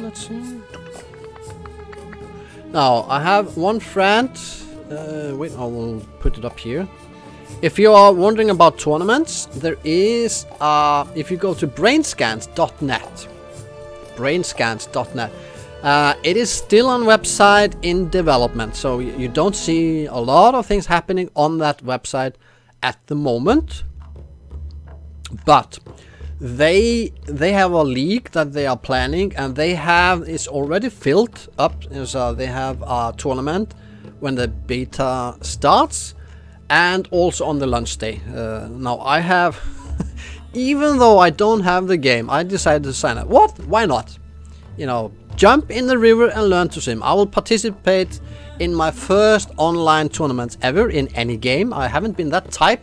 But since I'm covering and I want to cover more of esports and especially regarding Artifact, I decided that, okay, the best way actually to comment on it and do something constructive and say something on stream that makes sense is to actually participate in some tournaments and, you know, esports things, and, you know, to get the inside information and feeling for it and so on. So I decided to sign up for those tournaments. I have no idea what will happen. I will probably drop out in the first game and then move to commentating on the other plays or something like that. But I am showing this to you because you might want to follow up and bookmark this website, because they will be hosting events and they will be hosting tournaments, paid one as well. Not $10,000, of course, maybe not yet, but you know, this is something that you would maybe pay attention to and want to follow up with. Let's see, no one is. Yep. Other side, yes, I talked about my site earlier, the PogSz.com. This is my website, and if you click on Artifactory, you will see a compilation of links, resources to other really good websites. Now, I have shown you Artocraft.io, which is this site here. This is a really good site when it comes to draft simulation and so on. I need to do more of that. They still haven't got, you know, coming soon. There's yes. Officially not started yet, but we'll happen soon. My daughter needs toilet paper. Yeah, this is things that happens when you are on stream. My daughter needs toilet paper, and I need now because I will be on stream. URL. It is brainscan.net. Brainscan.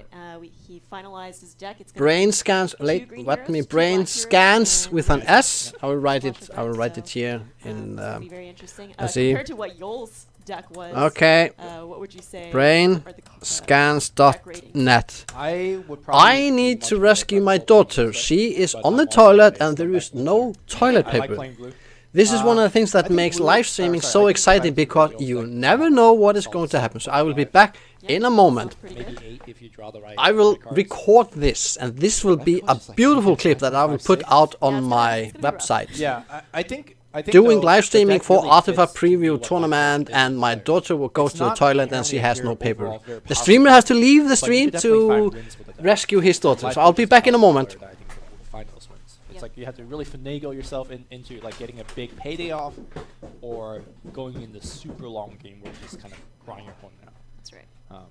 And I really like how he's crafted his item pack right now too, right? Did you see he had basically 8 very cheap items? Yes. And with all these ways for him to ramp up gold very quickly, he's going to just want to buy through all those cheap items to get his Horn of Alpha as soon as possible. So he didn't put that Wingfall hammer? He did not. Okay.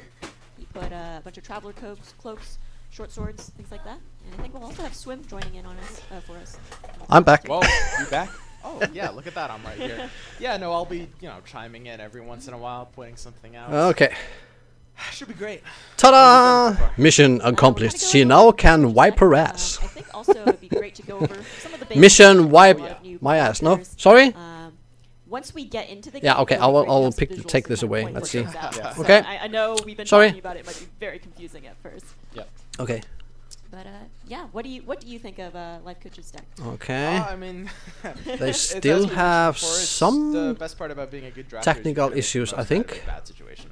I think that's something They're that's still talking. Not to be underrated at all. Is in Artifact, you can outskill so much. As a streamers and casters and commentators, you always have to prepare to, you know, what happens if there are technical glitches, the servers aren't speaking, and so on and so on. So they always have to have ready talking points if things like... No, it's not stalling, it's just filling up and keeping us viewers entertained and engaged while the tech stuff, the tech staff people are rigging up and preparing things to happen. So, and you often can see that on the commentators when they are looking away It's gonna go from what he's really looking the guest, you know, Swim. He is so relaxed. Just look at him.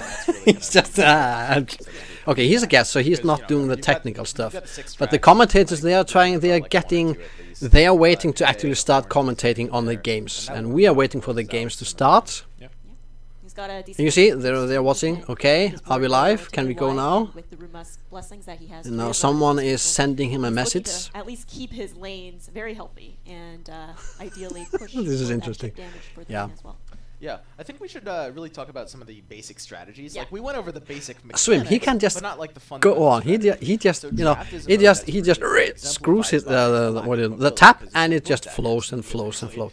He would be an excellent commentator, because he would just, okay, you want me to comment? Oh, okay, I'll just sit down and blah, blah, blah, blah, blah. It just comes. What is this goal that is? The other 2 lanes, and you will typically win by doing that. Yeah. So players will be looking for an opportunity to like punish opponents that maybe overcommit to lanes by just sacrificing them, because that's what this game is all about. I see this gold symbols that are like appearing here on my stream. That's like the level 1 strategy for that. I understand. Okay. Level 2 becomes I make you think I'm sacrificing. Don't mind me. And then I'm moving my heroes here and there. And he has Darkseer, a hero that allows you to move other of his own heroes into the right lane. Okay. So wait. I think we're going to see Life Coach perhaps employing some of that level 2 tactics. So kind of level 2 tactics. Well. That's something I need to pick up. Level 1, level 2 tactics, level 3. That player is slower than Have you ever had a level 4 tactics? I need to ask someone. That is a new phrase. I haven't heard that before. No, I'm sure a different level of tactics. Okay, that's okay. But level 2 tactics. Life Coach is pulling some level 2 tactics. Please fill me in if you know what that means. I like that point you brought up. Basically, the win condition, right, is taking down any 2 Fantastic. Wait. buildings. Okay. So no, sadly I'm still trying to get into the beta 80s or Psy. Nope, sorry. Valve, they have been extremely restrictive with handing out the beta keys, and there's I'll not go into the depth into that, because there's a lot of not disgruntled in the community towards Valve when it regards how they have been handling the beta keys. So there is a feeling, and a growing feeling, that there's a special treatment around, and understandably around the casters and the pro players.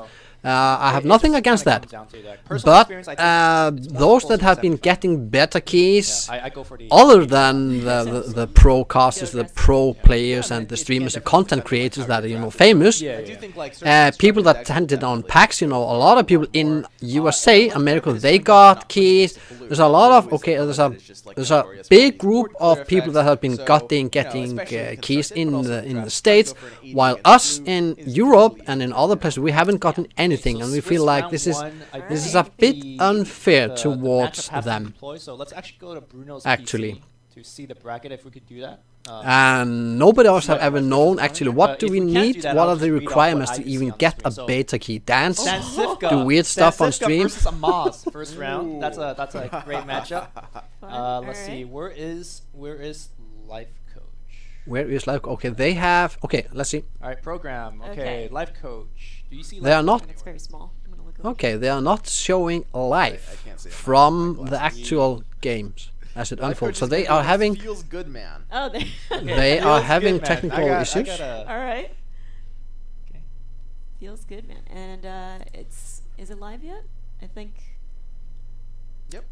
Let's go on into the game. No. The game is not live. They're basically the round is live. Gotcha. Yeah. The round is live. You have to wait for Feels Good Man to. So at this point, keep in mind one of the strategies. As Life Coach was here, he was mentioning you can see the opponent's deck, and there's a ton of strategy to that. It gives so much more depth to the game. Feels bad. Me too. All the players are doing right now, they have you can buy them now on the eBay for almost $200. Thinking, okay, what is there? Hand those keys out to us that are making and contributing to a thriving artifact community. We are the ones that deserve closed beta keys.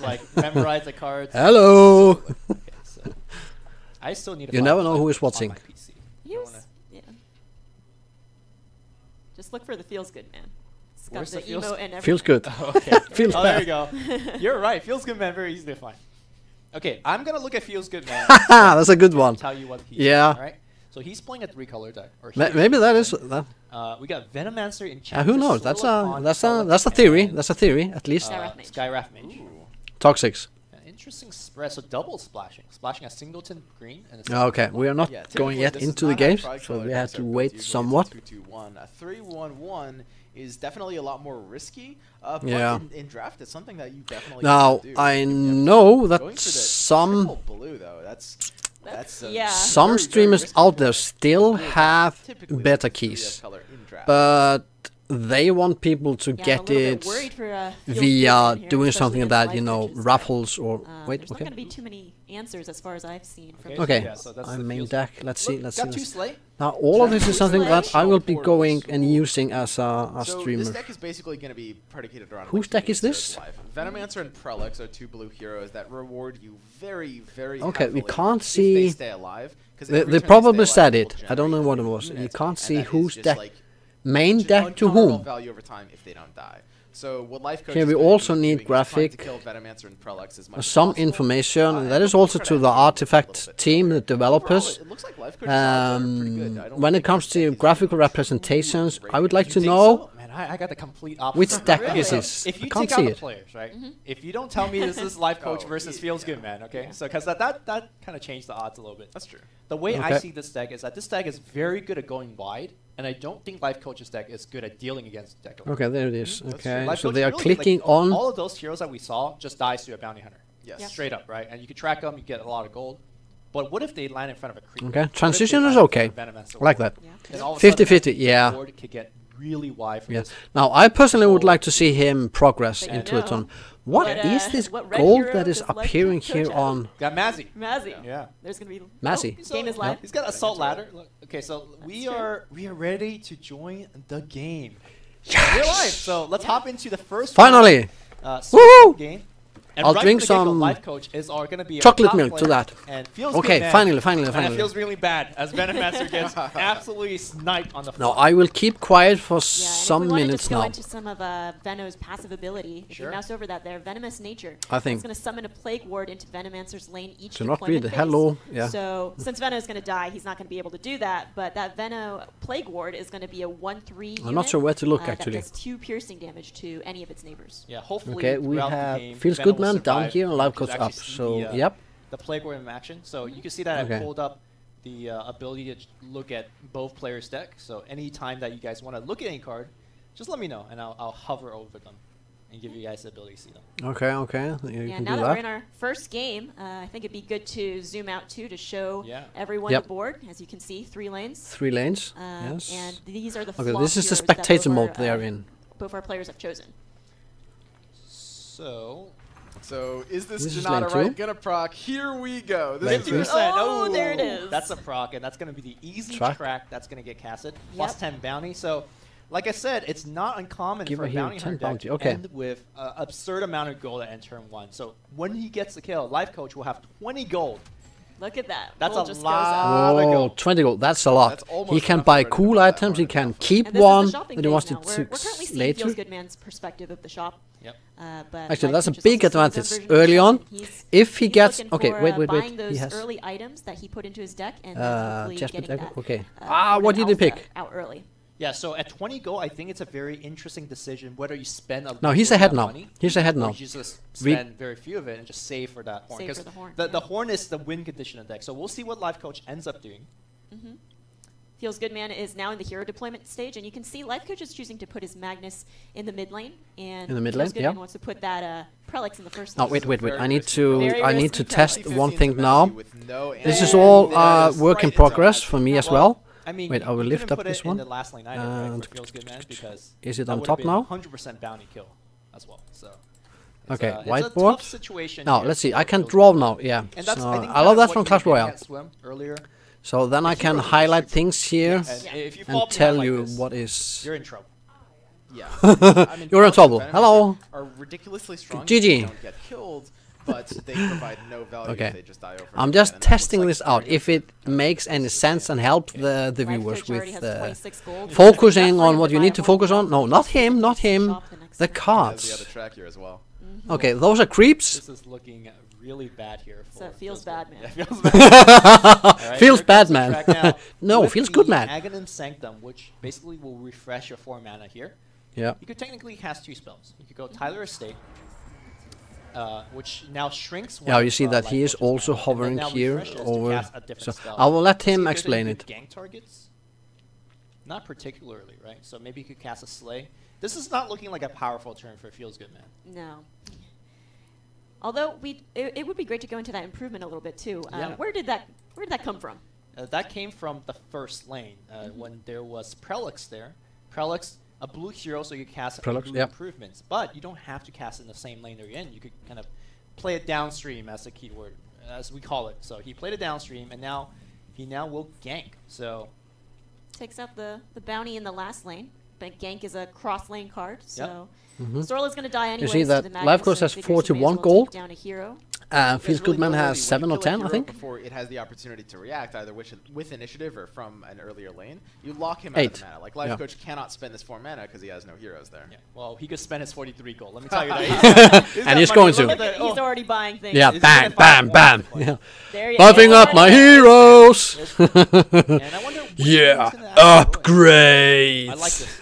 Put Darks in the first lane, which allows you to surge the Mazzy to wherever you I'll need buy one. Darkseer's active ability, if you see it on his card there.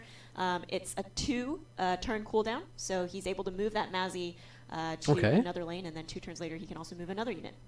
Deployment phase. An interesting play here for Life Coach is to equip that Horn of the Alpha onto Mazzy. Okay. Activate it here, get a big beast, and then you surge it to a different lane. Now there you use you it. Could cast that Horn of the Alpha active again later on as well. Okay. So we'll see what he ends up doing.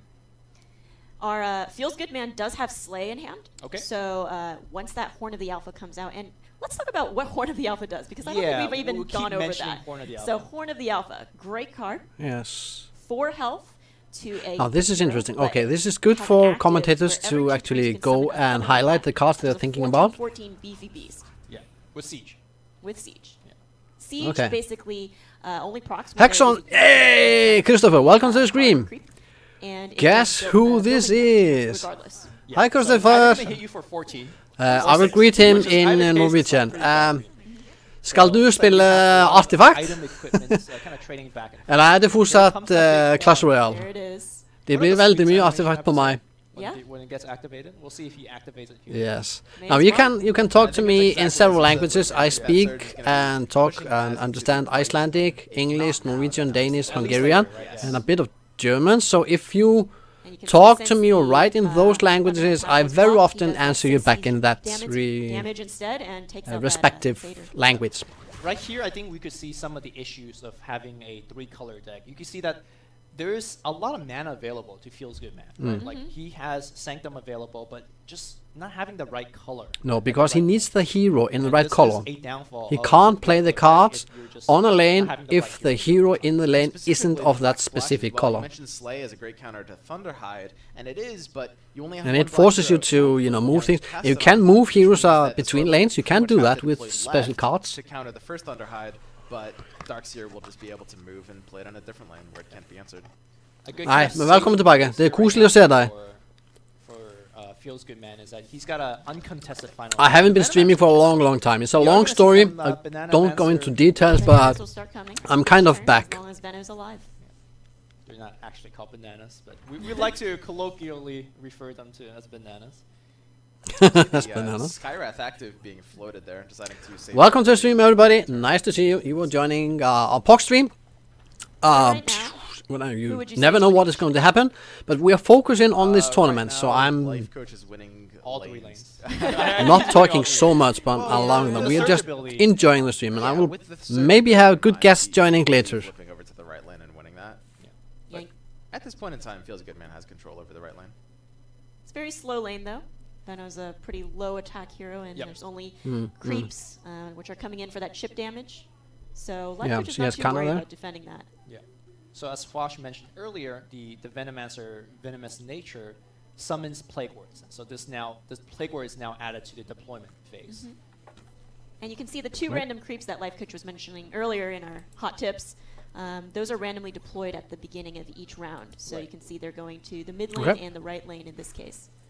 And they randomly get put browsing into through the chat windows.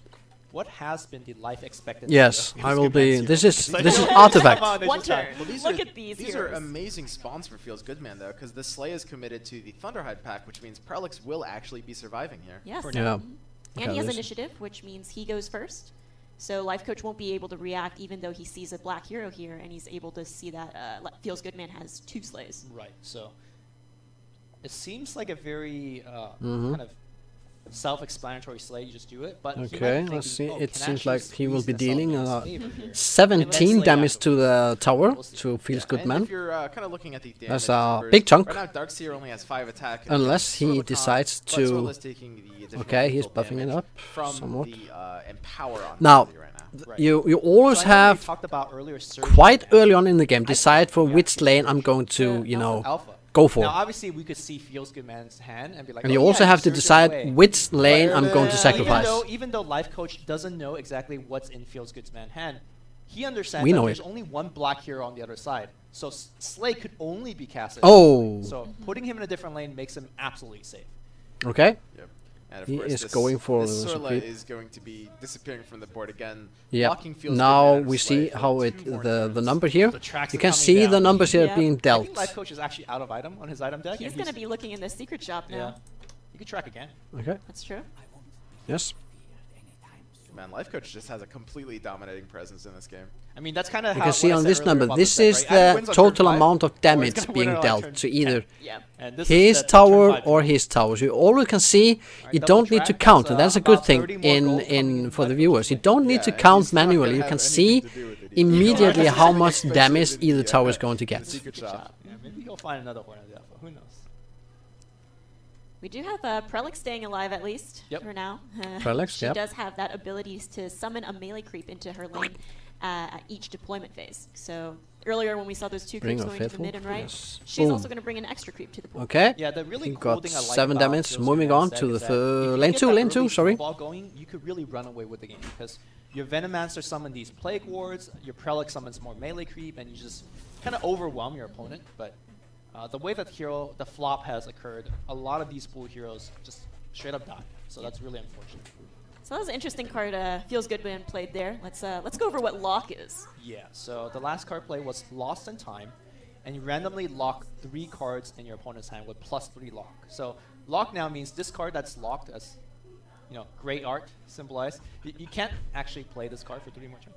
Yeah. So you could kind of think about, we discarded 3 cards from their hand, but obviously eventually if the game goes long enough, Life Coach will have access to these cards again. Someone on Valve says, God, I love this community. That Surge brought the Thunderhide Alpha over here to the mid lane and put it right 50-50 in front of the Skyrath. It had a chance to go in front of that 1/1 Veno ward instead, but Thunderhide Alpha looking pretty hungry, thirsty for blood today. Thunderhide takes no prisoner.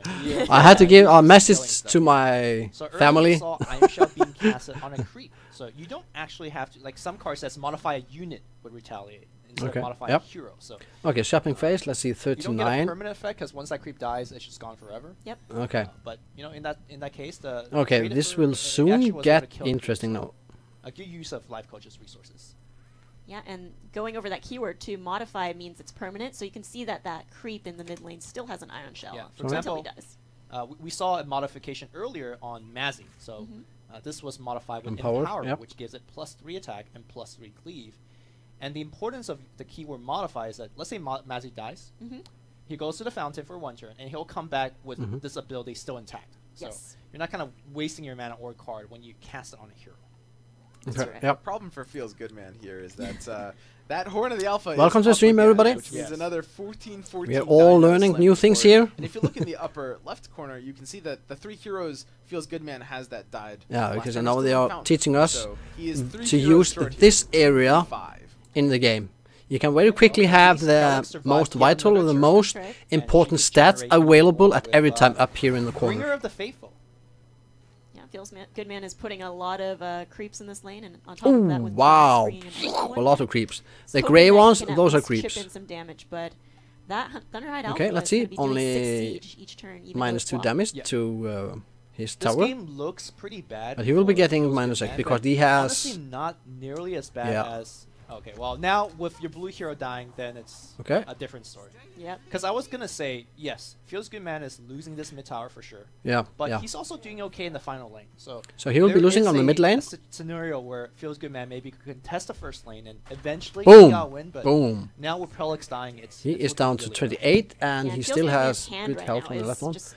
15. This tower is going down, and now we will go. Life coach will have to decide. Will he go for that lane the second time? Life coach has all his heroes alive. Or for course, I'm guessing he will be going for lane 1. But in the fountain, Feels Good Man has 3 heroes coming back with those little check marks.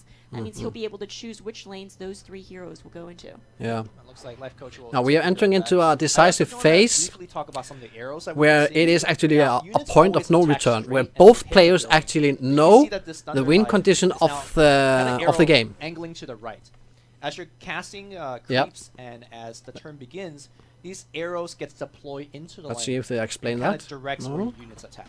So there's that little bit of RNG. Round 5. Now you can see the ancient one. I think after this deployment phase, we'll see what I mean with the arrows a bit more. Yeah, I'll keep quiet. You see here, Plague Ward going to the last lane because of Venno, and then the 2 random melee creeps. Yep. Yes. Feels Good Man is choosing to defend that first lane with all he's got. So he puts. He's going all in to defend that lane. That means that he could go 2 times for this one. It's a previous turn. He gets to deploy it right away. Yep. Okay. So 28 versus 36. Is now immediately able to put it in the first now, contender. Yep, you've pretty much got to fight for this left lane right now if you Feels Good. Yes. Man. I think this time now, Life Coach, he can actually decide to kind of, put some resource into this lane and just defend it while he puts more on either the mid lane or on the third lane.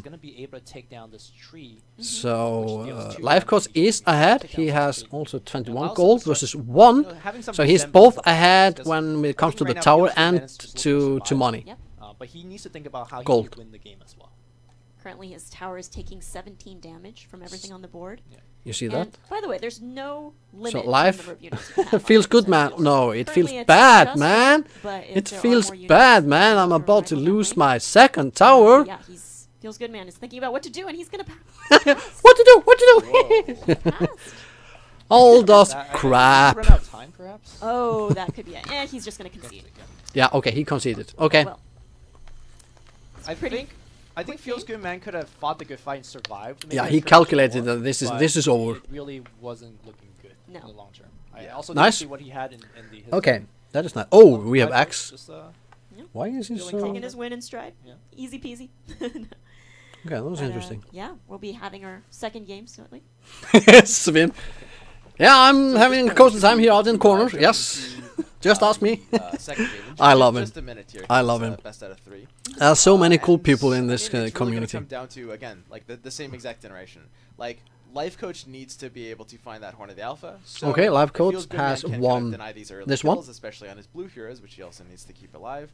He's going to be in a good position. I would say, like, the one weakness with Feels Good Man's deck, he's got these blue heroes that need to stay alive, but he doesn't have anything that keeps them alive. You don't have, like, Cunning Plans or Compels or anything that disarms, battlefield control, stuff like that. That's right. And it just really hurts his game plan here. You don't even have a way to really get money in order to buy those items that maybe can keep them alive for an extra turn.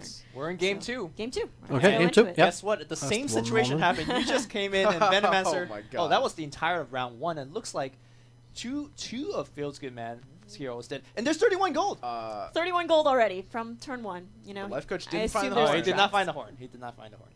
Okay. Okay, what just happened? Yeah, these 2 creeps. Both going into the mid lane. Again, it's like randomly deployed. I was gonna say he needs to get a little lucky, and well, evidently, the luck was not here. It's a best of 3. All of his heroes just died. Yeah, and Life Coach currently has his turn deploy, which is Magnus, and he's thinking about where he wants to put that. So let's talk about a little about hero deployment. Yes. Right. So as you're looking at your lanes, you kind of want the to coin. have the opportunity to be able to play I love the in imps. every lane, ideally, right? I would like to have one. So here, welcome to the stream, everybody. You are watching a PogSz stream, and I am watching Beyond the Summit streams. I got their kind permission to restream this tournament. I'm not sure if other streamers have gone to that length. They are just restreaming it without any permission. But that's okay. We're having a good time here. You are more than welcome to join the stream and in the chat to ask questions something that you're pretty much fine with, or show us all your artifact skills and knowledge. Now later on I will be joined with maybe some of my artifact fans and friends. That is possible between games. So let's see. Yep, and you can see any unit that is going to die is going to have that big X with the skull on it. Currently has it for Enchantress, signifying in the next turn, if Mazzy were to hit again in this direction, she would be dead.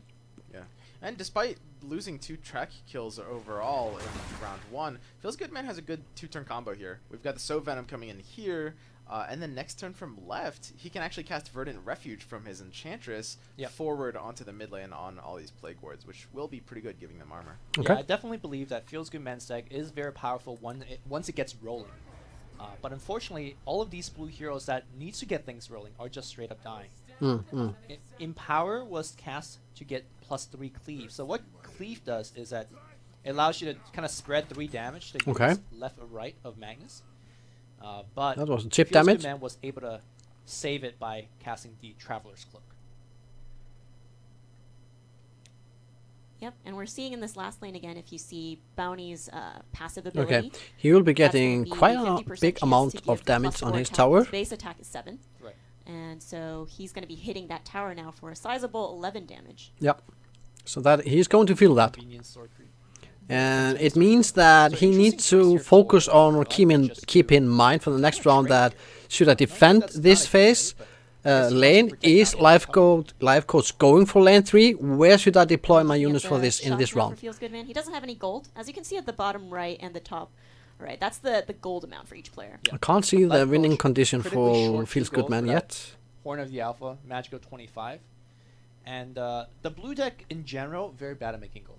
Yes. So until it gets like the blue decks, they excel later on because they build up and they have huge strong spells that you can use later on. But you don't use it in an aggro deck. Seldom. He needs to make up that little bit of extra gold, and then he needs to buy items until he sees. Then you hit them with the red axe. Ooh, right lane. I gotta say, I do kind of like this. He kind of needs to be able to give up something. Ooh. Okay. Some heroes around, still thinking about the deploy. Making sure. Blue. This is the turn where Verdant Refuge and Barracks are going to be coming down on 5. On 5, yeah. These are things that Swim and the other they are aware of and they know. Yep. Barracks is the I have no clue yet because I need the game. I need the game. Played from any lane where there is a blue hero, and Skywrath is here, so you can play the Barracks into the mid lane or the last lane if you choose, or into this very lane. And essentially what that does is every deployment phase there's going to be an extra melee creature. The moderators on Steam TV, they need to work better. People are trolling in the chat and nobody is throwing them out. And then of course the other included card, this is the Enchantress's included card, Verdant Refuge. Okay, and allows a 1 armor. Same thing with Barracks, you could cast it here or even the final lane. And it gives everybody 1 armor in that lane. Yep. Looks like we're going to start things off with a gank. Ooh. Ooh, interesting play. Yes. So I didn't see that coming. Okay, somebody is joining me here. This is my younger son, I think. Because you're just looking to survive. I don't know. You're not really getting ahead. Yep. But maybe the grand plan is to keep. Wait. This looks like really like Hearthstone. I hope you understand. Sorry, my brother is too hype. Fatness. Hello, Kim. With the 8 attack going through. Core Grimstad streaming. What is that? You can see that's why it's only doing 6 damage. Okay, hello, nice to see you. Somebody from Grimstad is here in the.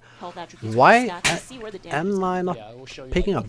God aften, god kväll. Enchantress is gonna actually heal for 2 because she's taking no damage, and she's Who is this? K. Grimstad 930. Is it? Velkommen til streamen. Before the action phase, disarm a random enemy this round. So currently there's only Enchantress here, so reliably Enchantress, and they jump into lane 2. But if creeps do come into that lane, they could be disarmed as well. What is this? What is going on? Trotty TM, welcome to the stream. Now this is just fasten your seatbelt. Okay, this is the next. You nerd. Yeah, I'm a nerd, and I'm proud. You know, this word, we are taking over the world slowly and slowly. We are taking over this world. Yeah, no, okay, we're not doing that. Anyway, this is the next big thing from Valve. Valve has deep pockets, and when it comes to esports, there is no other esports or game that pays out higher amount of money than Dota to Valve. So they have deep pockets, and next year they will be having tournaments with, you know, huge amounts of prize money. And this is a game that will be out later this 29th, 19th, 28th of November. It will be out. It's a digital card game, much like Hearthstone, Magic the Gathering, Gwent and the other ones, but it has, you know, of course it has elements that are totally different from those games, but it is a digital card game, trading game, you could say. And they are now easing into, they are presenting this game to the viewers. So this is a preview tournament, but they, even before the game is out, they have been conducting, or they're having tournaments, paid tournaments, and the winner of this tournament will be getting $10,000, I think. Or is it the total sum that is $10,000? Can't remember. But anyway, they are playing for $10,000 tonight and tomorrow night. Tomorrow night they will have the winners. And they are teaching us how the game works. So there's a lot of things that is new to all of us, and we're just watching and having fun. PogSz, make a wall. Wait. Let's. You can't really summon it into an empty position. Yeah, and don't let the opponent. Yeah, the Great Wall of Trump. That was a deck in Hearthstone that was really popular and funny. Trump, not Donald Trump, but a very famous Hearthstone player. He had a strategy called the Great Wall of Trump. And there was a lot of people that were mistaken when we were talking about on stream the great Trump's wall, and everybody thought this was politics. And what are you talking about? No, there's a different Trump. I like walls actually. In Hearthstone, I played that several times. I like that. And that was Trump's deck I used. But this is a cool game. It has a steep learning curve, Trotty. But once you get into it, it has a lot to it, and you can play it in so many ways. And they are still debating on the best bet meta, and it's a game where many different styles of playing can work. And that is beautiful, because in Hearthstone it got quite stale quite quickly. And you only had 3 or 4 or 5 different, you know, decks that were really working, and then you had to nerf some of the cards and so on and so on. I think it is my opinion from what I have been seeing so far that you have many ways to go in this game. So it has more layers to it than the other games, and naturally when you have things with more layers, it opens up for more possibilities. It's maybe more complex, but it can be more creative for crafters, for deck rules, to craft really good decks. Now, that's another thing, how you play those decks. You can be really good at theory crafting, but taking that theory crafting and implement it into, you know, playing them and executing it, you know, in real games, that's a totally other ball game. Yeah. So we have the same exact situation happening. Feel free to follow me, and what's more, quality content, artifact content coming up. Yeah. Hopefully. To the mid lane seems like a very reasonable choice, but maybe he's thinking about casting some of the other cards that are. Okay, let's have a look at. Yep, and that. Yeah, Valve. No, yeah, Half-Life. Yes, no, Valve is really wide army. They have their strengths and they have their weaknesses. They are not good at communicating with the community. That's their, you know, the website for the game. opting to draw. Thank you, Trotty. And as you guys highly appreciated. They're not so good at communicating with the community around the games. So they just do things in their own time, on their own premises, and that's it. So they're not giving away anything, information, unless they just feel for it. You know, they not that they don't care, but it's just their way of thinking and way of doing things, and they actually can afford it. It doesn't matter if we don't know anything about the game, or they just slam the game finished on day one, and we know nothing before it. It's Valve. We will buy it and we will play it anyway. But they have been putting a lot of work in the tournament system. I know that.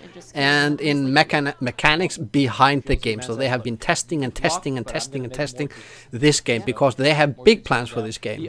Definitely. That he or she could have went for is Tower Barrage, which would have removed. And I can't wait to get it. Still continue hating for more, but expanding your board is always. What is your favorite game from Valve, Trotty? Unfortunately, Feels Good Man has no more mana. Mine is actually Portal 2. I love that game. Unfortunately, not able to take out any more creeps to free up Sorla to hit the tower. Okay. Is using its active ability, which allows it to curb its we are soon entering into the decision decisive state. Let's see. I will be focusing. Okay. We have 21 here, 32 on lane. I can't see which lane it is. Cannot do this on their own, but these two creeps have the ability to. Oh yeah, he is taking chip damage. Life course is going to get some chip damage. True assassins indeed. And not much happening here. Those numbers here to the sides, it means that they have more units or creeps or heroes, that we can't see on the playboard. So you have to scroll from left to right. Yeah. It's different from other card games where you have only limited space for them. Let's see. Automat, help. Oh, let's see. Another alpha. Counter-Strike, yeah. Trotty was, I think it was Trotty, he wanted to tell us something, his opinion about something, and the Automat held a message for reason, aggressive. Well, 25 gold. Oh, yeah. There's a limit on the amount of heroes. Yeah, no, there's no limit. Tick 485. There's no limit. The real deal, as it were. So you have to scroll, back and forth. If that is a good thing or not, I'm not sure. It opens up for possibilities, but again, then it opens also for the possibility that you lose track of the unit, and for viewers it can also be a bit difficult to follow. So I have mixed feelings for that side of the game, where you have to scroll maybe and you have 100 units in this lane is just, in one lane. Okay, and run 5, shopping phase. Let's see. I have to pay attention now. You're welcome, Tick, and welcome to the stream. Nice to have you. Where are you from? He could win in that lane as well. Yeah, this is a chill party stream, and we are just enjoying watching this preview tournament. So I'm not playing, I'm just babbling and trying to say something that makes sense. And I'm also learning about the game and the casters and so on. So this is a learning experience for me as well. I think enjoyable one. So I'm enjoying this so far. Especially the Horny Alpha active is now back. What did you say? The Horny Alpha? Are there going to be any slays drawn here for Feels Good Man? Because he needs slays to essentially stay alive. Did I? No, he didn't say that. So the home field advantage, just disarming that creep there. And what do we have in Feels Good Man's hand? Well, he can cast a Thunderhide. Yeah. And it will go face. Yes. Okay. There's no so Feels Batman is still behind. Okay. To have any chance of taking down but we don't have any second tower's at favorite at the moment, so everything is open, everything is possible at the moment. Yeah, he's got 8 mana, he could play the Thunderhide. So at this point, for Feels Good Man to be able to win the game, he needs to be able to take both left and mid tower, since he's not really even playing for right. Now, so there's also the thing in this game that left, you will hear a lot the left tower. And I will not go into deep depths. I'm still trying to learn more about that, but it has to do with the sequencing and how the routes work. The left tower, usually you go for the lane to the left. You want to win or focus on that lane. I can't explain it better. What was that? Saves all of these creeps here. This makes them immune. Okay, so they're immune. Okay, golden. Okay, this is the immune color. This is new to me. It really helps him put out a much bigger threat in the next line. Okay, nice effects. Only needs to deal 15 additional damage to this left tower to be able to win the game. Okay, he has 30. Now that means that he can't. Now, if they are all immune, why is this? Let's see. Kaffekopp? Ja, men det var koselig. Velkommen. Takk skal du ha. Jeg tar den kaffekoppen. Unnskyld, vent litt. Jeg antar at du er enten norsk eller dansk, så skål for det. Takk skal du ha. I'm the one who is following me. He is named Kaffekopp, and I presume that he is Norwegian. I'll take my followers for any country at all. I'm international. I'm a global citizen. You can say I'm living in Norway, but you know I've been around. I've been around. Thank you. Thank you for following. Much appreciated. Both left and mid from Life Coach. Right. And like you said, the inevitability. Oh, and you can always hit that subscribe button, the Twitch Prime subscribe option. That's a very good answer. Wise thing to do. But he's got 3, so. Okay, hero deployment. Okay, this is taking longer than the first game. Take that Thunderhide Alpha from Life Coach and have it on his side. That being said, the triple deployment 38, is 46. strong. Feels Good Man is going to have to win mid lane, I think, this turn. Deploying 2 heroes left might be a bit of an overcommitment. Yeah, I think that in this turn we will see which way it is going to swing. If Life Coach wins on the left side on that second turn, it will represent a tie. Okay. Yeah, draws are possible in this game. Thinking about putting Veno mid. Yeah, I'm learning. I do believe that Feels Good Man can take the middle tower if he commits an assault ladder. Yes. Yes. So we are in a place where this could be a draw, maybe? You got the tower healths. I mean, Feels Good Man is down to 15, and that -6, you can see that Dino is just doing 6 every turn. It's unanswered. Yeah. And this is actually 15 the only versus lane 28. that can play that assault ladders from. Again, draw. with that, Maybe it is because of the blue colors increasing in strength. You have no other chance to cast the assault ladders. I think that one thing we might see develop this turn is Life Coach. No, they are probably referring to Life Coach winning one tower and Feels Batman another one. Damage, which clearly kind of removes this blocker, and you can get in. For Welcome to the stream, everybody. Nice to see you. Still not lethal. This is Beyond the Summit artifact preview tournament where they are learning about, teaching all about the upcoming game artifact from Valve. So right now 4 mana left here, and if you feel yeah, wait. An interesting aspect to the trick is to look at the trees at the top of the board in each lane. They're all different. Yes. Good way to see where you are when you can't control the camera. Okay.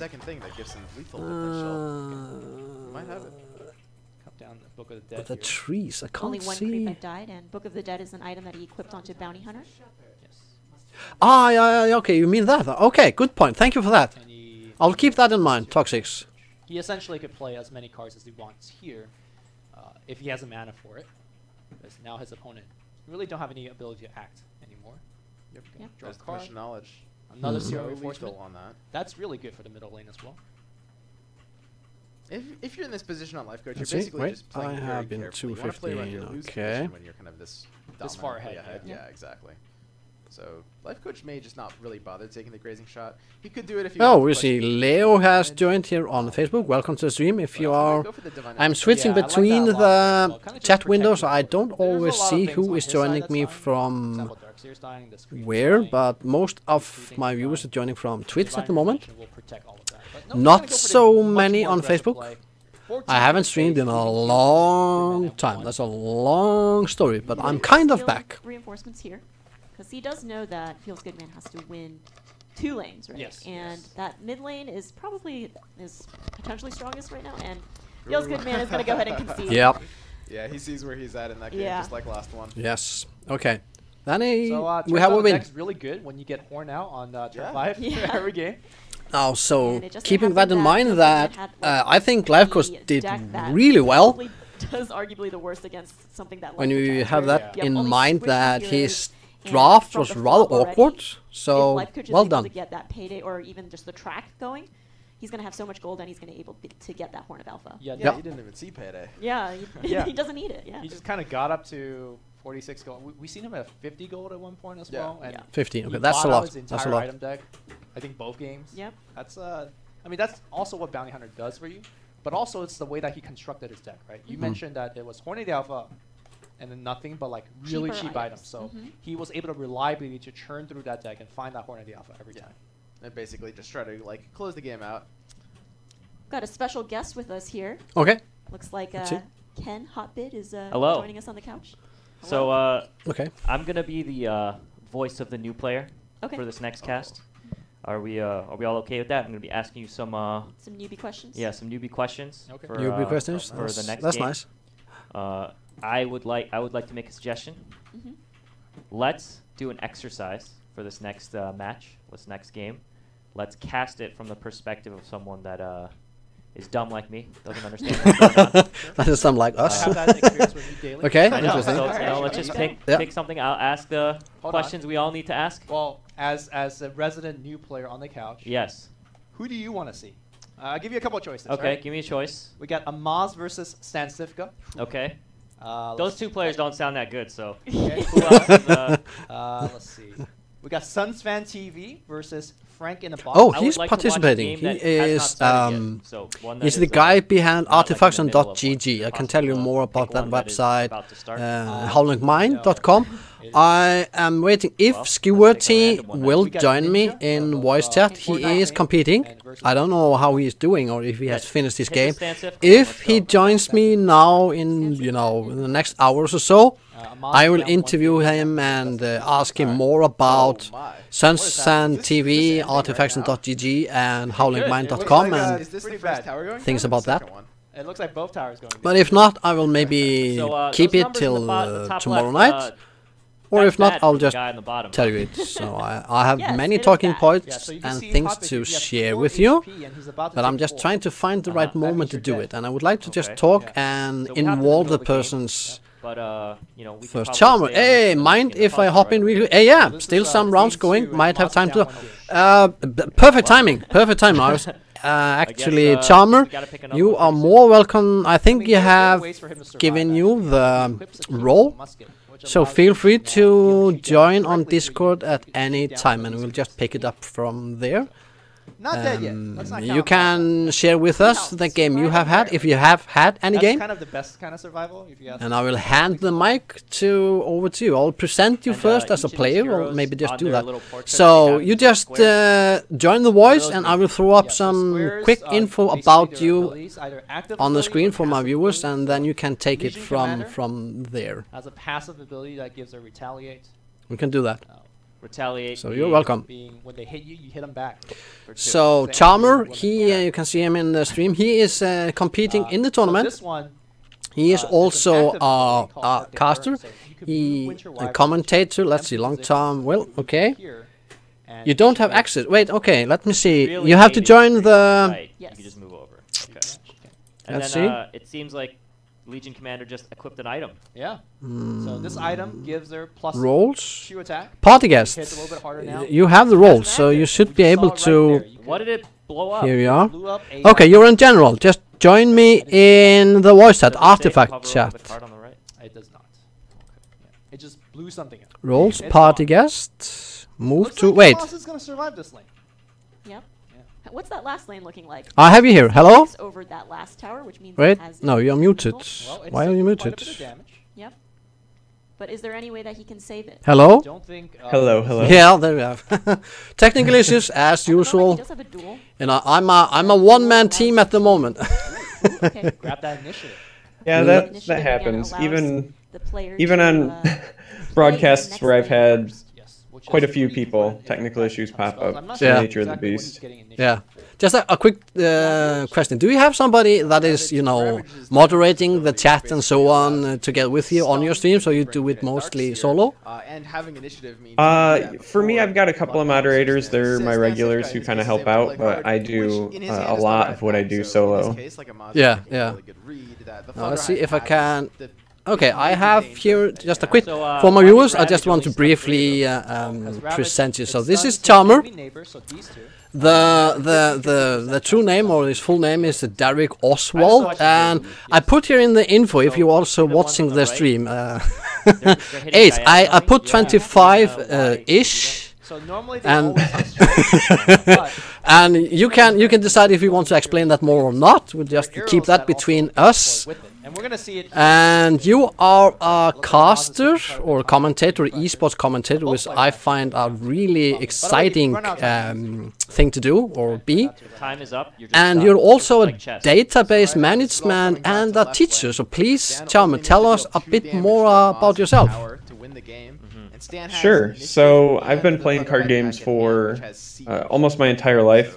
I learned how to count by keeping score for my grandparents when they played euchre, and then they taught me how to play like poker at a young age, and very quickly found a lot of very physical card games. So Magic when it launched, Marvel Overpower, went through the Pokemon thing, and then in my teens and early 20s I worked for a local comic and gaming shop. And my job there was essentially like running the entire gaming side of the house. So anytime that a new card game came up, like I had to learn it and teach it to people. So card games have been a big part of my life. Personal life, as you said, right now, I work in IT. I specialize in like database administration, data analytics, data governance. It kind of flip-flops. I do also teach for a local college at night because I don't believe in sleeping apparently, and I like keeping myself busy. Highly overrated. Yeah. So a couple of years ago, when I was playing some digital card games, I said to myself, you know, hey, I play video games and I want to kind of like recreate that experience that I had when I was younger, where you'd get with a bunch of buddies and sit around and play games. So I started streaming on Twitch. Found a home about 2 years ago streaming The Elder Scrolls Legends because I got into the beta for that. That's been the game I've been primarily streaming for the last couple of years, and as a result, Bethesda was kind enough to allow me to be a caster for their Master Series. Go to LA on weekends and do broadcasting there. I went to QuakeCon and did their live events. I've been to PAX East and PAX West for their Bethesda days for them. And that's really kind of pushed me, I guess, forward for for the broadcasting side of things. So when I was at PAX West, I had a wonderful meeting with Bruno and a couple of the other devs, and we talked a bit, and he invited me to the closed beta for Artifact, and I've been playing it a lot. I love it. It's a very different game than a lot of the other card games that are out right now.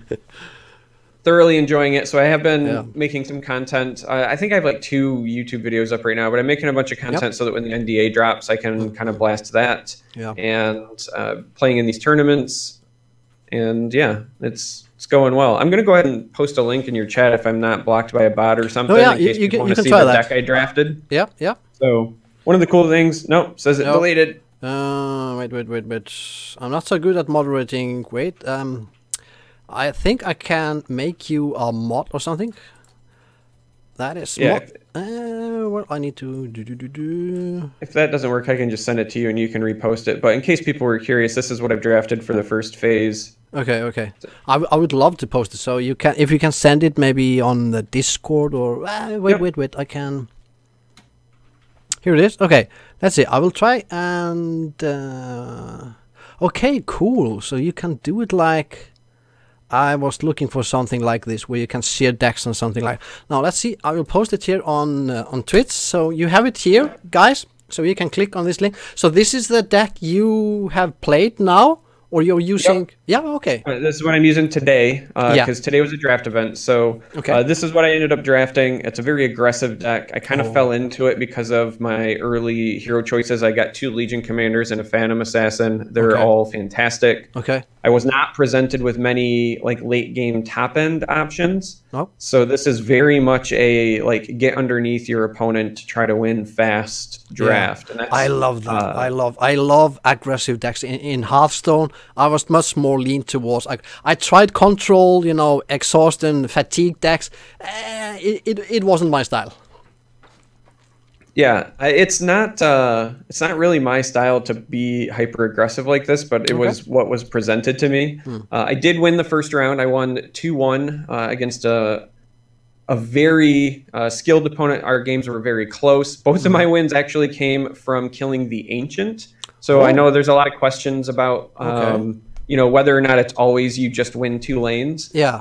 It is the most common way that you win, but it is not the only way that you win. So yeah, both of my wins were actually because I did not have the late game that my opponent had. He had like Thunderhide Pax and Horn of the Alpha and a bunch of stuff where he could over time dominate. So early on, I was winning some trades to kind of snowball, and then I closed it out in a single lane both times. Nice. The one game I dropped was also very close, but I was about 5 or 10 damage short of closing that one out. And both the games that I won, it's interesting how the lanes work, right? So like the game 3 when I won because I was going to kill the Ancient in lane 2, and my opponent would have got the second tower in lane 3. But if you meet win conditions, then the game ends immediately. So it's just a, you know, an interesting way that the order of operations for Artifact works, right? So one of the interesting things to me about the game is that not all lanes are created equal. Like they all have different pros and cons to them. But even though they're not all created equal, you also can't like all in on trying to win something if the randomization parts of the game don't allow it, right? So my opponent had a sniper, for example, and so he prioritizes lane 1 a little bit more because once you get to 7 mana and beyond, his Assassinate can take out anything across the board if he's got initiative in lane 1. I would have loved to deny that from my opponent. Unfortunately, like I had no creeps that spawned there. I had a bad flop, so my hero died to a bristleback right away. There was no way in game 3 I could contest that, right? So you have to adapt. Yes. So even though I'm like, hey, you know, lane 1 is often considered important, game mechanics are always more important, right? So you have to recognize that that is something that you just kind of have to give up on. What I'm seeing from, I'm not in beta. I would love to get hands on the game and just, you know, throw into it and start, you know, testing out different things. But there's so many layers. There's so many ways, as you said, to adapt and change strategies and approach. And one thing I have been wanting to ask you guys, that is okay, maybe not so much in draft, but in constructed, the art of bluffing, or setting up the board to misleading the opponent. How big of a factor is that at the moment? Or is it just something that we will see evolve and see more of later on? You know, everybody is just getting comfortable with the mechanics and the cards and so on. Or what is your opinion on that? I think it happens a lot more in constructed, because in constructed you have greater consistency for the most part, right? So you know, you go into things knowing what your opponent's deck list either is, if you can see it, or in cases where you can't see it, then you can make pretty good, you know, educated guesses, right? And so if you're trying to play around Annihilation, for example, that's a lot easier to take into consideration in a constructed game because they're running 3 of them in a 40-card deck, and so after a certain number of draws, you're pretty confident whether they have one or not. Whereas in draft, if they have like 1 Annihilation, there's a chance they have it and a chance they don't. Like my opponent this first round, for example, had 1 gank in his deck, but he had it on curve to snipe, you know, a key hero every game against me. But it's not the sort of thing that, you know, he can necessarily bluff or I can play around because it's a one of. So draft is a little bit less bluffing. The only time that you see, I think, more bluffing is when you know that you have a lot of a certain card in a deck, like there's a density. So for example, my draft, I've got 2 Legion Commanders, so I have 6 duels. So a lot of times I can bluff having a duel and still get away with it, just because having 6 of them in there, my opponent is probably thinking, okay, he's going to have a duel. So it does kind of depend on the mode and what the results of the mode are, right? Like if your opponent has something just ridiculous, like 3 Lunas. Well, if they have 3 Lunas, you can just concede anyway. But it has a lot to do with card density in the deck. And whether or not, you know, they've played one. So obviously you're keeping track of the card your opponents play. So, you know, if they've got 3 of a card in their deck and they've played 2 of them, and now you can start doing mental math there as well. Yeah. How much does that play in the card counting or the card memory and planning 2 or 3 turns? Are you able now to plan 3 turns ahead, or are you constantly reacting and to the opponent? Or see, that's one of the things I really like about Artifact, is that it requires you to plan ahead, but then they throw a bunch of stuff at you that can totally change. You just have to react. Yes.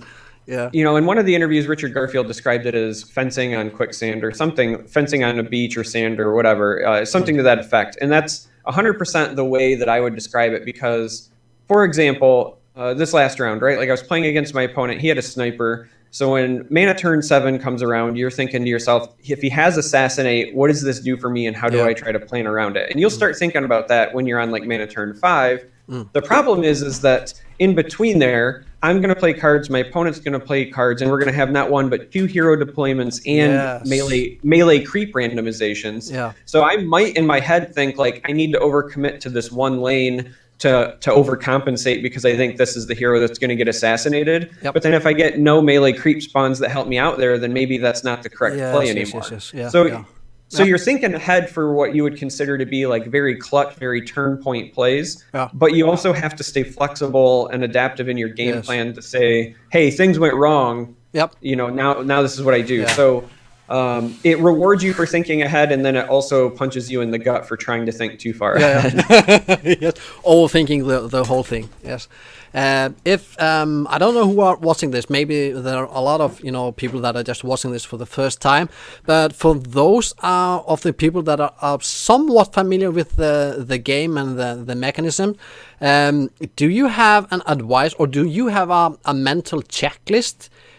Every time for each turn that you go through, what you are evaluating and looking for and thinking through the whole game, or is it just like not not a mess, but do you have a checklist, a mental list that you always go through in your head when you are considering moves and planning? Yeah, there is a checklist, and it's going to depend on like which phase of the game you're in as well, and what your opponent's deck looks like. So like in a constructed game, for example, you're always, if you're playing against Zeus, you're doing that mental checklist of on mana turn 7, what heroes are going to be at 4 or less health, and how do I plan around that? Mana turn 6, if you're playing against Phantom Assassin, it's the same thing with coup de grace, right? Typically, the very first things you consider are the things that can outright eliminate one of your heroes, because not only is eliminating heroes essentially pulling resources off of the board for you, right? It slows down your tempo, but it also attacks your mana base, if you will. So if you're somebody who's coming from like Magic the Gathering, killing a hero is not just like killing a creature, but it's also like destroying your lands. If they kill a hero and it's your only one of that color in a lane, then you're locked out of a color. So to me, those are the big immediate mental checklists are, if my opponent attacks one of my heroes, what cards does that lock me out of, and how important is that, right? So that's like the first part. Typically, like I said, it depends on the phase, because then there's also like hero deployment, right? During hero deployment, you have this mental checklist of what are the lanes I'm most likely to win, what is the safe lane to abandon, but then also you have to consider things like what is, again, because your heroes are your mana base, if you will, your resource, what is it going to do to me if I double stack heroes of the same color, right? If you're running a 3-2 split like I am, I've got 2 black heroes in this draft. It's very dangerous for me to put both of my black heroes in the same lane. That doesn't mean that I won't ever do it. Sometimes it is the right play, but it's a very dangerous thing, because now that means I don't have access to black cards during any other lanes as far as placement. So there's an awful lot of, there is a checklist, right? There's an awful lot of things you're considering, and it kind of depends on the phase and what you're playing against. Yes. I have also one question for you. You are a player, you're a beta tester, and you have been making some content. By the way, I really like the content you are making, so keep that up when you can. And streamer or player versus a caster or commentator, because you are experiencing both paths at the moment. How which part do you enjoy more? If I can, you don't have to have a favorite, or is there some part of it that you are leaning more towards? I don't know if I would say that I'm leaning more towards. They're both very similar, and then they both give you different kinds of gratification. Yeah. So they're both similar in that I get to talk about something that I'm passionate about and that I love, right? Whether it's casting / commentating or streaming, either way, I get to essentially geek out in public about things that I really enjoy. Yes. But when you're like casting and commentating, you really feel like you are invested, I guess, in the game, right? Like, because you are almost like a promoter of sorts. Yeah. There is there's a burden on your shoulder that you don't have as a gamer. I mean, yeah. Well, I mean, there's a burden, but there's also like a sense of gratification because you feel like you're really doing your part to help give back to something that you love, right? If I do love it, and I really do love the game, I think it's really well done, then I feel great about like doing my part to give back. It's almost like a community service of sorts. Whereas with streaming, the part that I really enjoy there is that I enjoy interaction with chat and viewers. To me, as somebody who enjoys teaching, being able to stream and then answer people's questions, talk about my thoughts, right, my process for when I'm playing the game and things like that. That's like a learning experience that in many ways mimics the same enjoyment that I get out of the classroom. And so they both, while requiring a very similar skill set, give me a different sense of gratification. So it's hard for me to pick one over the other because they each fulfill a different need. Yes, absolutely. Did you record your gameplay? Just will you be seeing a video, or are you allowed to show the video from your game, or how does that work? So that's kind of a tricky one. Yeah, the NDA. yeah. So we're allowed to record certain things in the current build of the client that we can release later on for the NDA. But for this particular event, we are allowed to restream, as they called it. So essentially what you're doing, the main broadcast, we can like comment over top of that.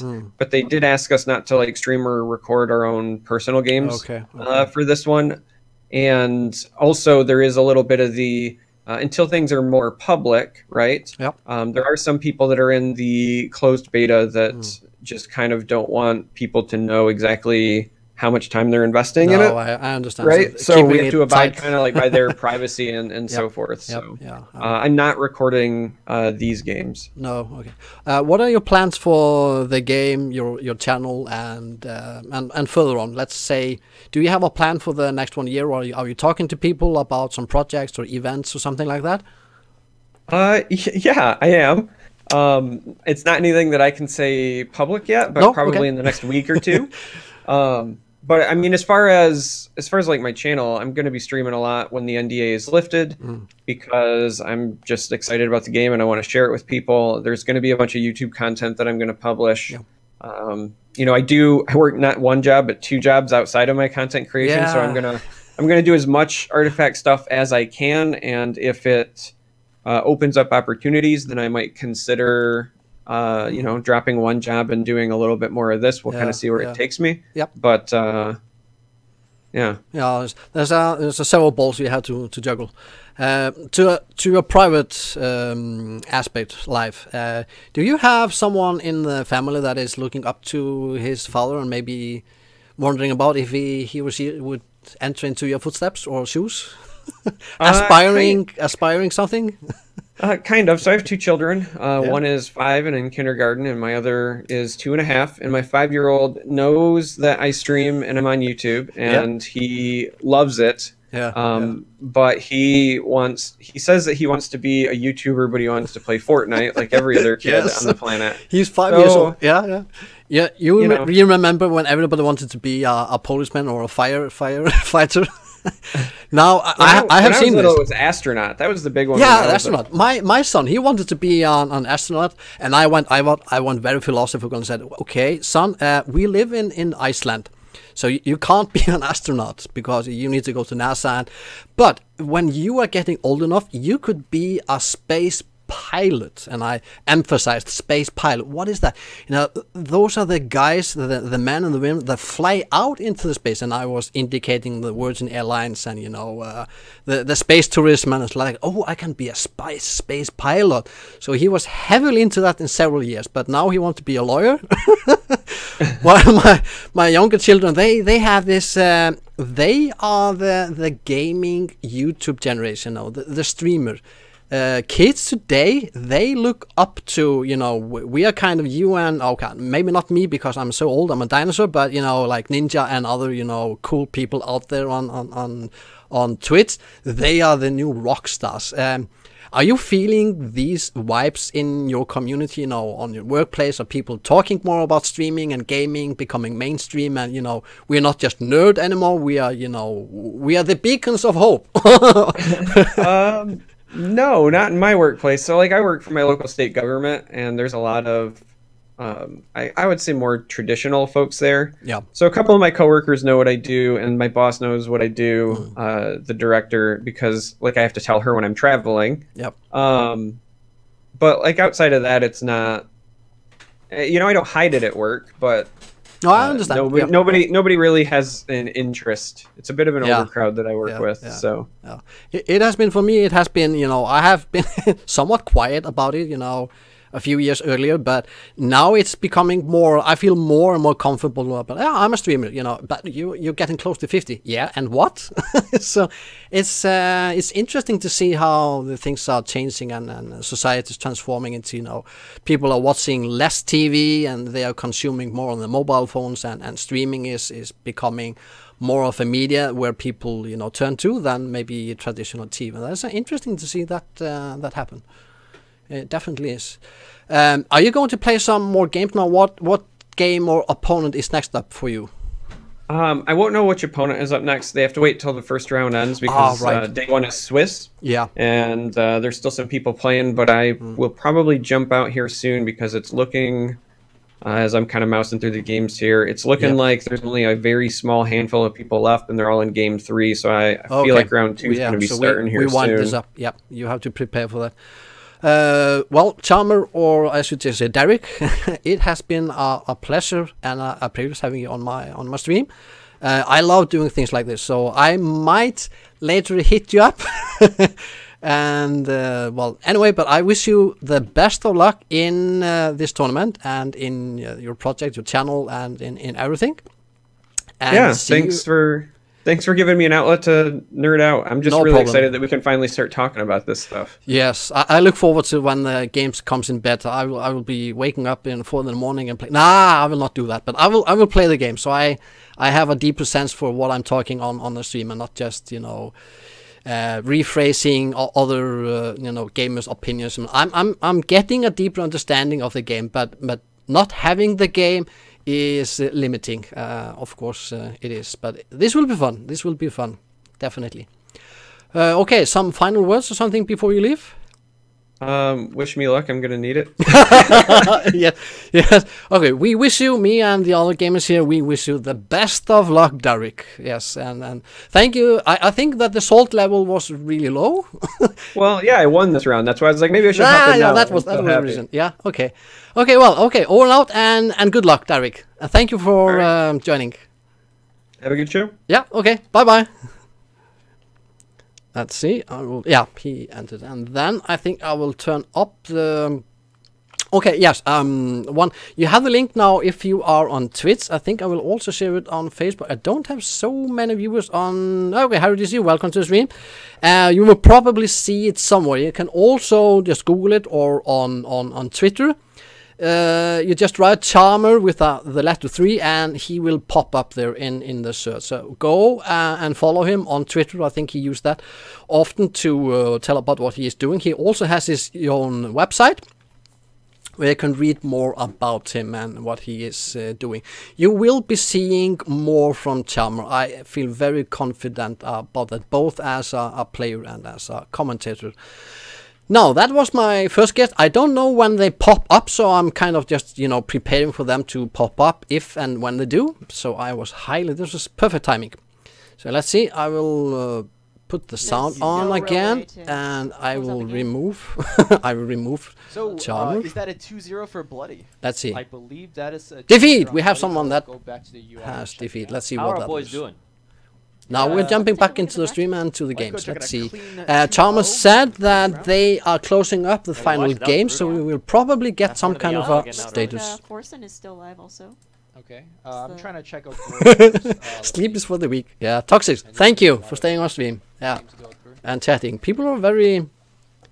If you see them, they are watching. They don't know how to react on this.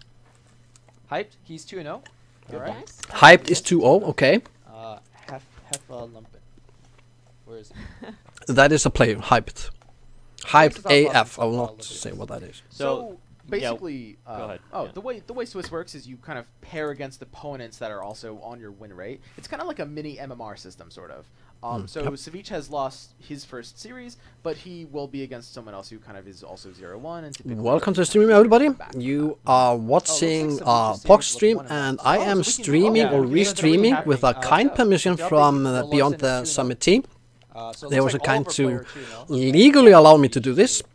And we are watching the preview tournament from Artifact, or the Valve Artifact. A new game that is coming up the 28th of November. A really cool game, a rather complex game, but really rewarding, I should say. And I think I haven't played it, sadly, not yet. But I see how, and I hear from people that are in beta that they are loving this game, and that is an indication of something that is going to be big. Why doesn't he just cast that? If it's if that will also transpond to us casters and streamers, will this be engaging and as exciting as it is for us casters and the players? Only time will tell. So we will also have to do our work. Presenting this game in a way that is interesting and informative and fun also for you guys, and that is my personal goal and challenge to do that. Okay, let's see. Finishes off the Luna. Grazing shot can be played. So that's a feels bad. Oh, very much. That is a feels bad. Luna's a hero you want to keep alive as much as possible because that's a word we hear often. Powers up the Eclipse is all in your deck. Well, I say yes or no. Like it does feel bad that your Luna is dead, but you also have to keep in mind, Bloody had to spend 2 cards to get that done. Bloody against Sav JC. Oh! I say it's 50-50. Like, both players are okay. 2. Let's see. That's true as well. I have to get myself together. Big fan. Oh, Pushka Kalmakal, welcome to the stream. Nice to see you. Been better, but to demonstrate game mechanics, if Bloody had deployed Sniper left in this round, PogSz, I need sleep. I'm getting weak. I'm a weak person. Would have delayed Luna's respawn by a full turn because she would have been killed kind of on the next turn before her active. Let's see. What time is it? A chance to go off. Yeah, Dr. Richard Garfield made a video. Let's see. I have been going around now for almost 3 hours. Don't feel tired. That's a good sign. Putting the sniper left, which is actually the case here, means you're putting sniper in a very compromised position. Now we saw sniper last game doing crazy stuff, able to shoot. There's a lot of people streaming now from Artifact, and they have like 9,000 viewers, 19,000 viewers. Where am I? I'm just taking a quick pick. Of a river hero, you want to I'm down that there. weakness of having 2 snipers. Okay, not bad. You're 66 viewers at the moment. Sooner than round 3, which means it will be kind of vulnerable to these situations here. Yeah. We have Rebel Instigators in Bloody's hand right now, but there's no creeps for that to really benefit off of. We'll talk about Rebel Instigator as it gets cast, but basically if you land in front of a creep, they'll make more Rebel Instigators. But yeah, like Ken pointed out, it's not necessarily good to play a card even though you have the mana for it. A lot of Russian. Yeah, a lot of Russians. Yes, they have a big following, and they are thinking, oh, we will not ask for a permission. We will just stream it. It doesn't matter. They will not hurt us anyway. We Russians just do the things our Russian way. Drink vodka and stream. No, I'm streaming to VK actually at the moment, so I have a Russian fan base actually. They don't chat so often. It's almost like a hero power on my streams, but they are more than welcome to join my streams, and they know that. I have good Russian friends, and I have told them when I speak with my Russian voice that it's not to make joke of them. It is just something, it's a thing. I can also make fun of the Americans and use the Texas accent or the Scandinavians. So it's all fun and good. You really want to play this and keep it alive. And against Bloody's deck, that doesn't really have that much of an answer to it. That might be c.a.t.s' win condition. Yeah. And you're looking at right lane for this, probably. Welcome to the stream, everybody. To play in a lane with a black hero, because they could play really like easy damage effects, like raising shot or hip fire. There's 2 snipers. Are you learning something new, PogSz? So I got a question for you. I'm picking up a lot of new things here. Why would you play it? I forgot to ask Charmer, but I can ask you because I know that you have been very active in the forums, much more than I have. The term that he referred to, I think it was swash or if it was swim, I don't remember. A level 2. But the problem with that as well is, or was it action strategy or level 2? Now I forgot what he said. Level 2 execution. What is that? Level 2 strategy, level 2, level 3. What is that? What was he referring to? Bill, welcome to the stream. Is this game just going to be decided by... no, definitely not. Good question, Bill. There's a very divided opinions about that. And I have had many years contemplating on the aspect of RNG. I think we might see some and I will break it down to this. Now you can listen and take down notice. Everything is live. Has built in the element of RNG in everything. And all sports game, everything we do has an element of RNG. Even in, let's say, basketball, or in sports, it doesn't matter what sport we can use as an example. It will always have an elemental of RNG. RNG means random number generation. In other words, it's an element of the unknown, unexpected that you can't plan for. Let's just say soccer. Every player in the soccer has different days, where they are playing well or bad. That is an RNG. So nothing in life can be controlled 100%, and not even in digital card games. You just can't do that. And it also has an element of excitement and suspension, having the moment of RNG. So in my opinion, it only makes a good game better if you have some degree of RNG. On the other hand, if you have too much, then as a player on a game, you feel that the time you invested playing to your best ability doesn't reward you so much back. So there's a balance in this, as in so many other things in life. Now, what I have heard from beta testers is that the element of RNG in Artifact is in place, but it is less than, let's say, in Hearthstone, because Hearthstone has gotten a lot of critic for the amount of RNG in that game. You have it in Artifact, but it's not so much as in Hearthstone. And players have been telling me that it is easier to prepare for counter or RNG, to respond to it.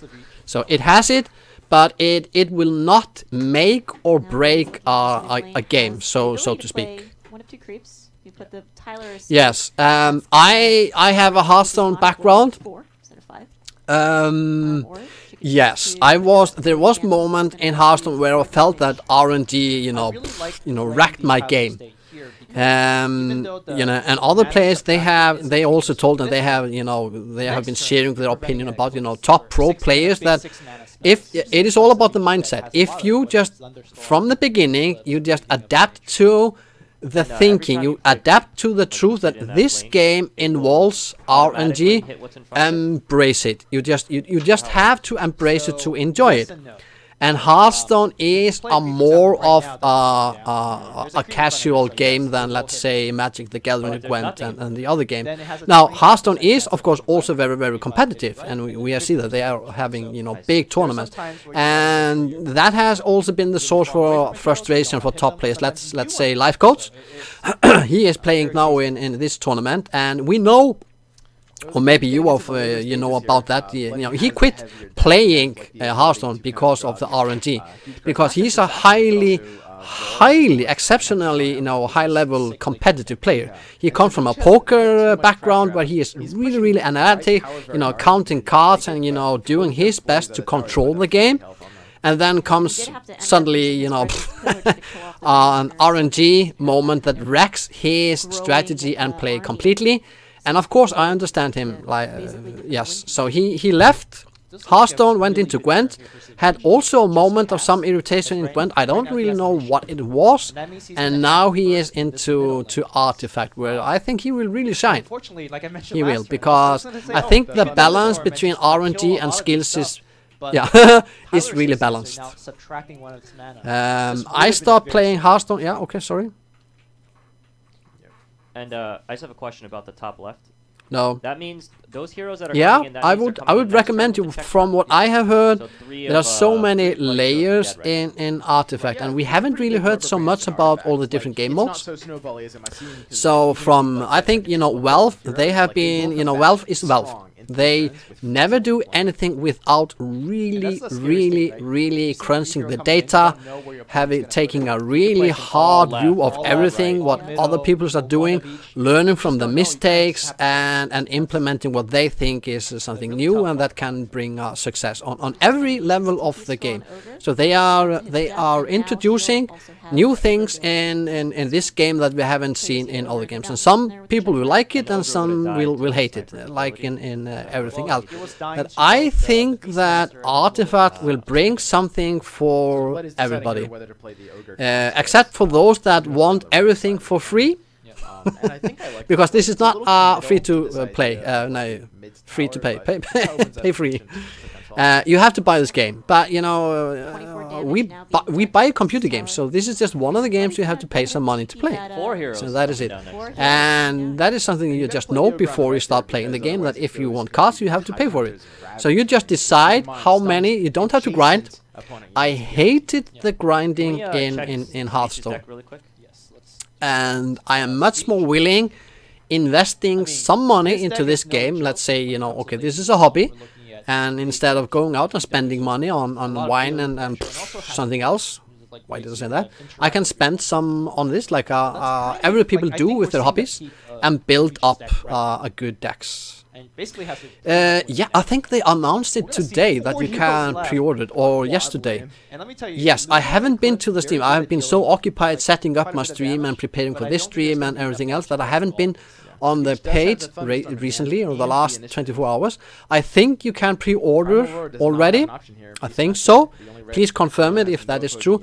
But they haven't mentioned anything about whether if you pre-order, will you be in the closed beta. I'm really hoping, Artifacts people and Valve, that you have something in store for all of us, except especially in Europe, that never got our hands on any closed beta keys.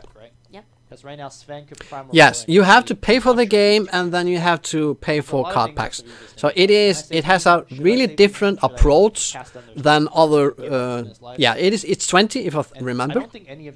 I will just let me see. I will find the. Let's see. Play artifact.com. Let me bring up the website. Let me see. Okay, if you go to playartifact.com, you can see it here. So it's coming to Steam 11/28. Here you can read more about it. Let's see. They don't mention it here. Okay, let's see. Follow on. Let's see if they open my. Okay, here it is. This is the. Okay, you can see it is live here on Steam. So if you open up your Steam client or go to the website, it is here. Artifact. Let's see, available 28th of November. It's in 100. It's in Norwegian kronas. I live in Norway. Let's see. Let's transfer that into. Maybe someone can help me here. What is it in dollars? Let's see, USD, Euro. Let's see, NOK. So this is just what you do as a streamer. I am pleasing my viewers. then we do like this, and 170 was it? It is, yeah, it is 20. Oh, I paid $20.1 if I buy it here in Norway. That's a scandal. I will be paying more than you guys. No joke, I will sniper and shoot yourself.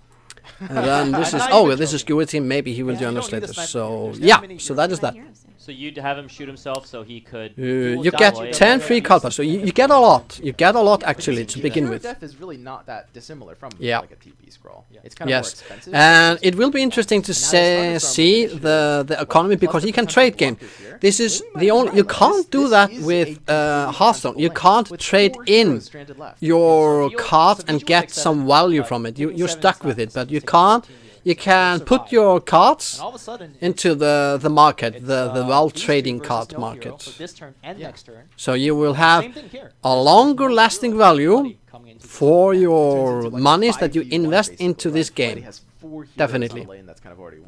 And this is the real skill and artifact. It is. There's a risk to overcommitting. Bilda Trill. Where are you from? And by the way, welcome to the stream. Nice to have you. Haven't drawn them yet, but they're coming. Am I shouting? Please tell me.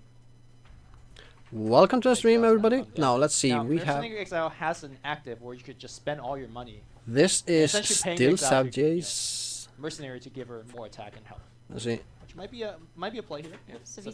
Okay, let's see how they are doing. USA Colorado. Okay. Yes. I don't know so much. Is it in Colorado that you have a lot of horses? So stupid question. Oh, you have a big river. A big river. It was left to lane just last turn, but so if I travel to Colorado, where should I go?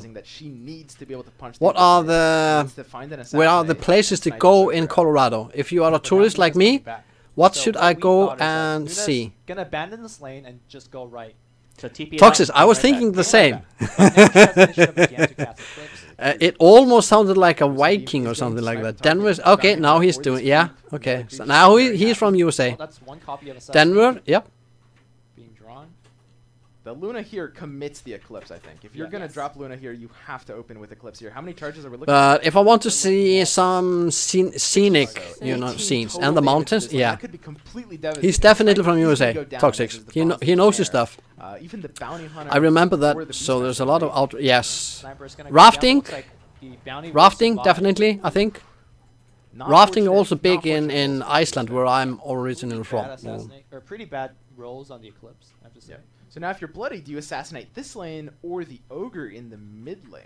Because mid lane is okay, Swim is talking about mid lane. Okay, let's focus a bit on the game again. 8 for the 9. Let's see. I have maybe to get the 7 damage. No. 45 minutes more. I will be streaming 45 minutes or so. Tonight. I will be streaming tomorrow night on Sim.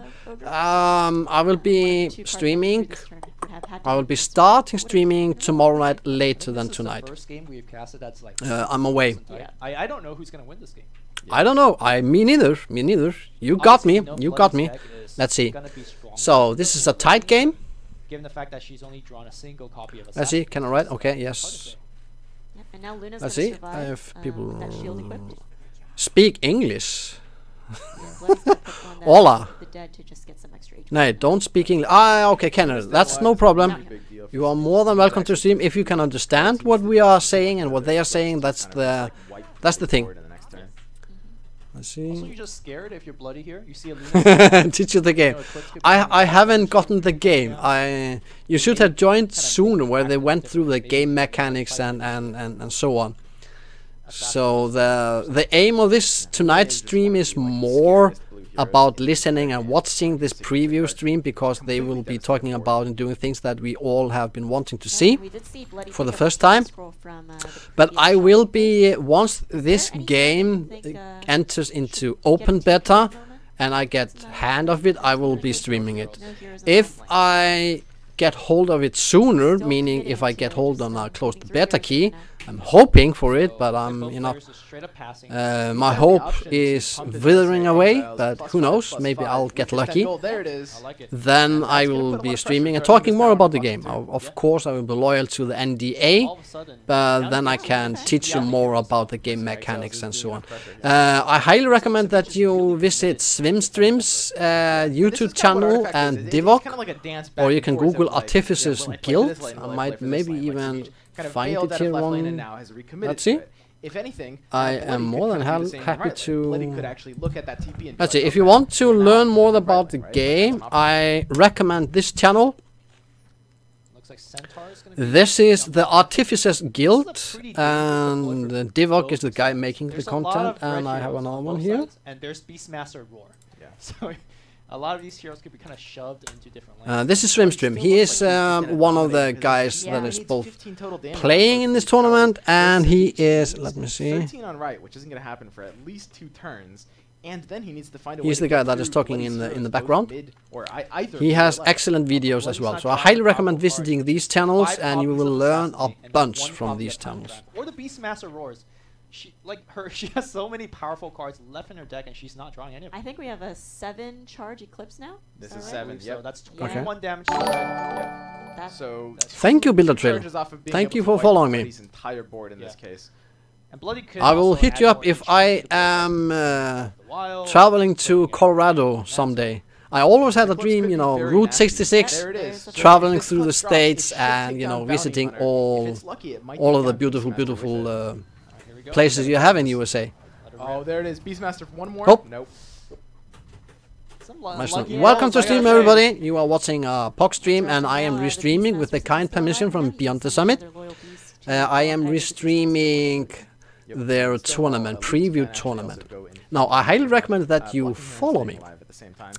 I'm highly connected and networking like a maniac into the Artifact community, the beta players, the casters, the content creators. I have a lot of things in the pipelines, so you will be seeing when I go and stream, things will happen. Oh, no, she's gonna summon first and then yes.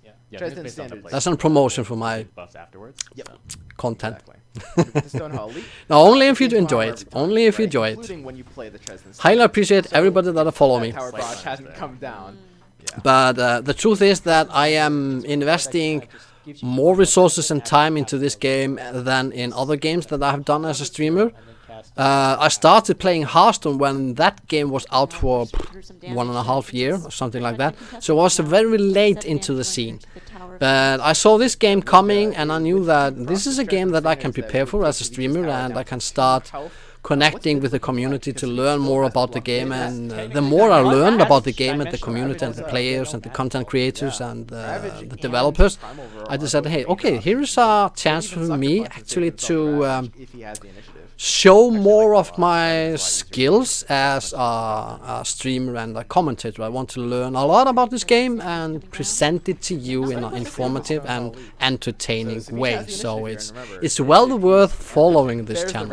Definitely. Now, if you go to my website, PogSz.com, you can choose on what platform you want to follow me. I stream to 10 different platforms, and I have most of the links to those platforms on my webpage. Not all of them, but I recommend Twitch, I recommend Facebook, and also Mixer. Yeah, YouTube, of course. You can follow me there. Definitely.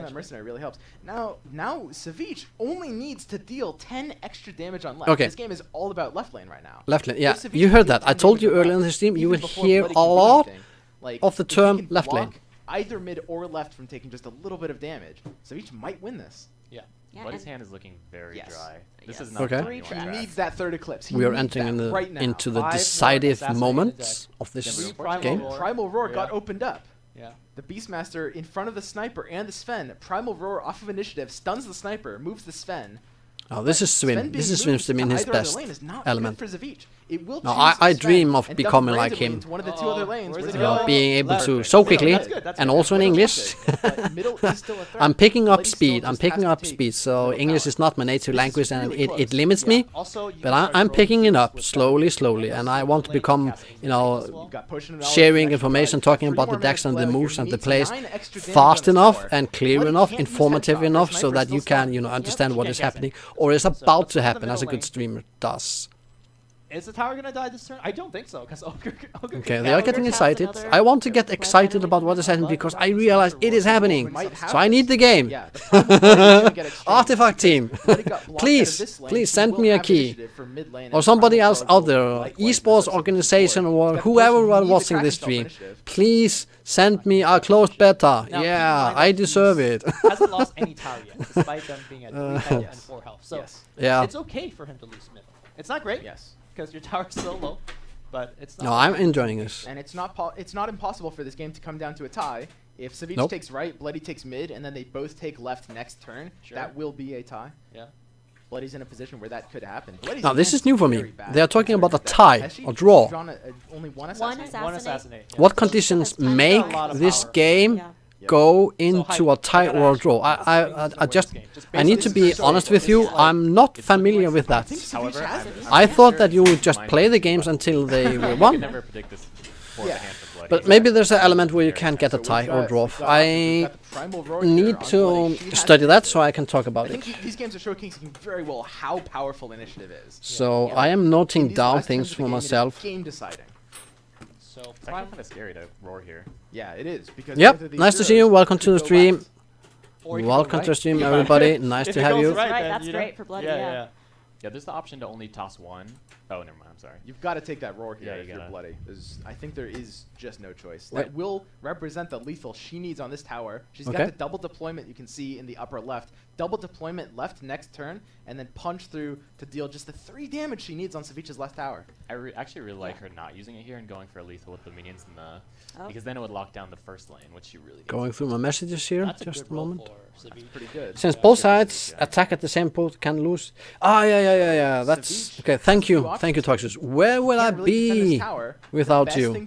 Is probably pass you are my trusty. You're holding my hands. You are my inside expert on the game. I mean, you have what did you say? 1,500 draft simulation.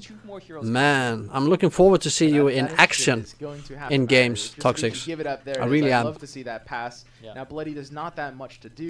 PogSz, do you know if there are any grouping going on or teams in Norway 3 HP versus 9 that are going to involve them in Artifact, or they are just they're going to just discover it way later?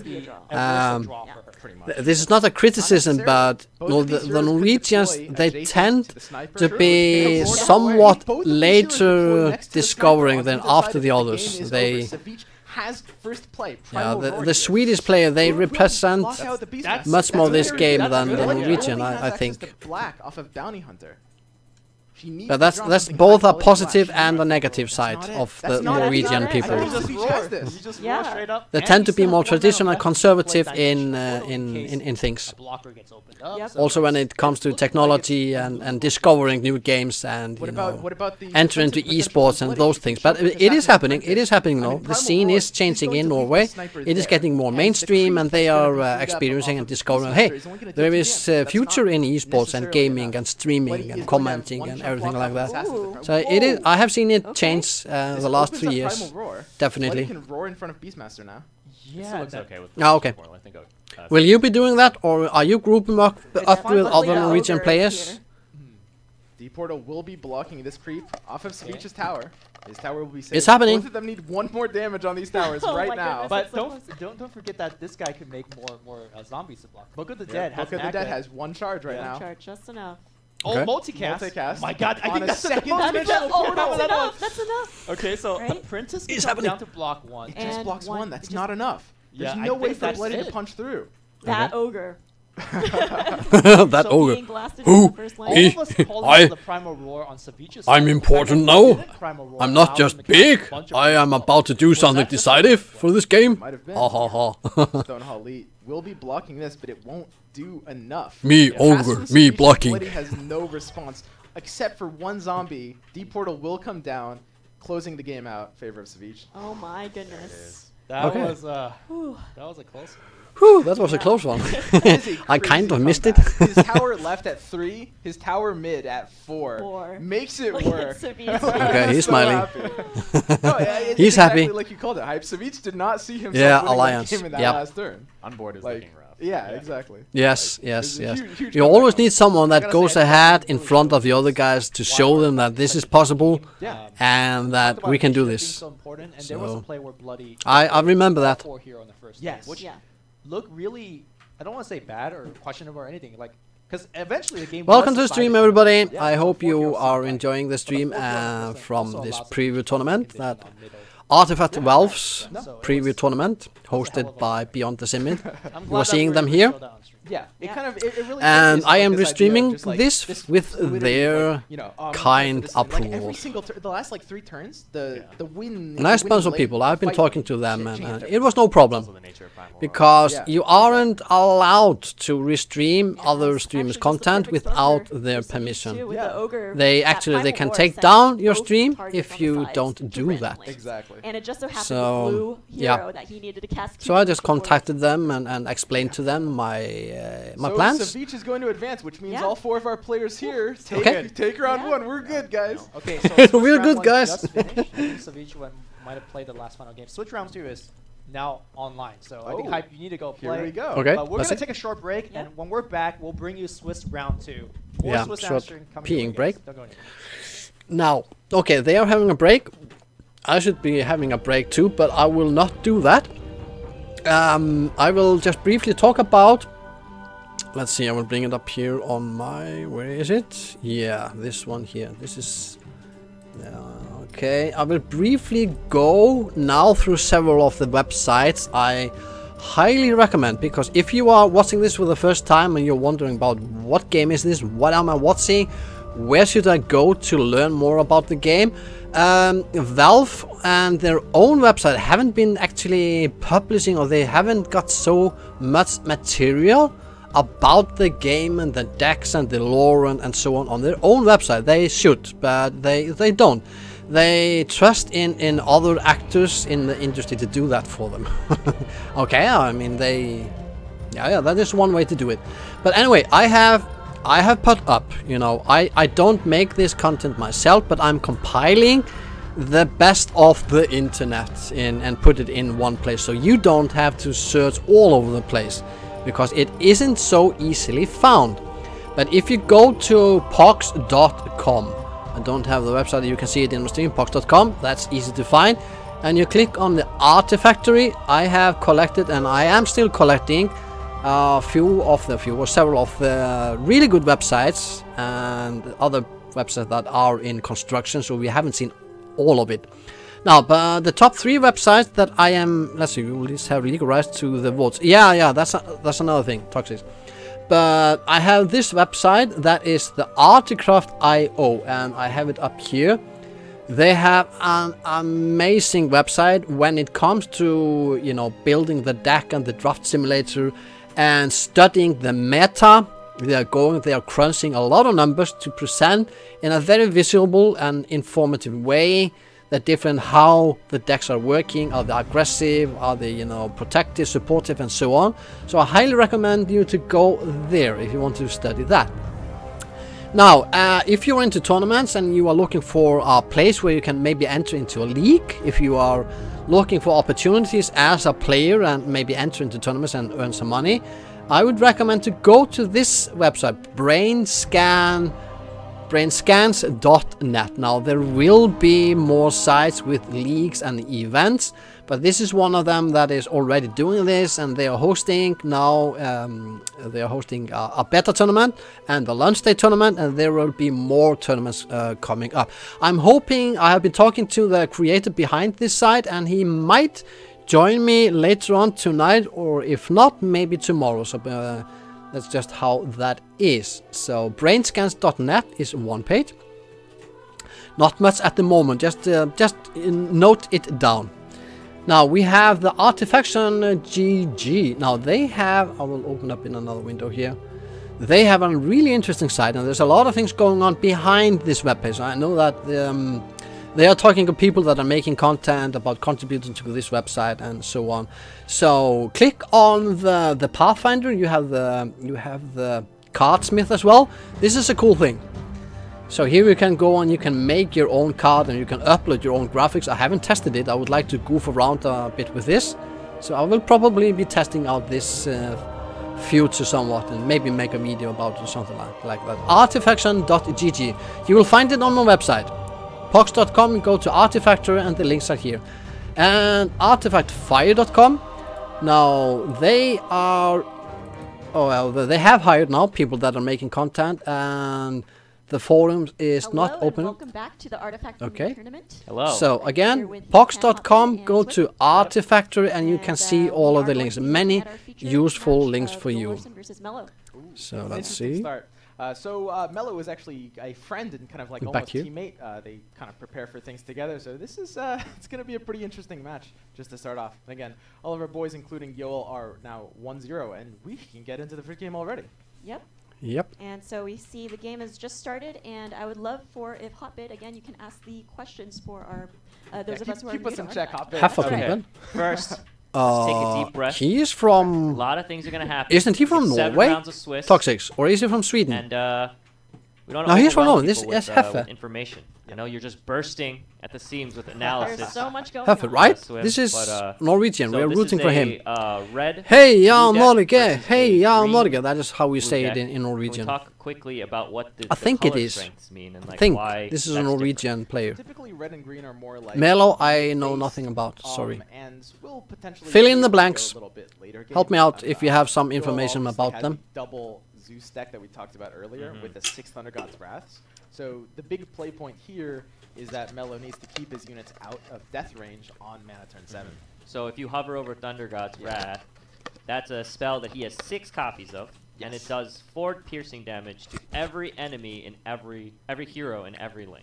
Yep. So no matter where the Zeus is, he's going to be hitting pretty much every single hero on the enemy side. Exactly, and you can play this off of Ogre too, since it's a blue spell you can play anywhere. It's a very important card. And you see there, he just used Compel.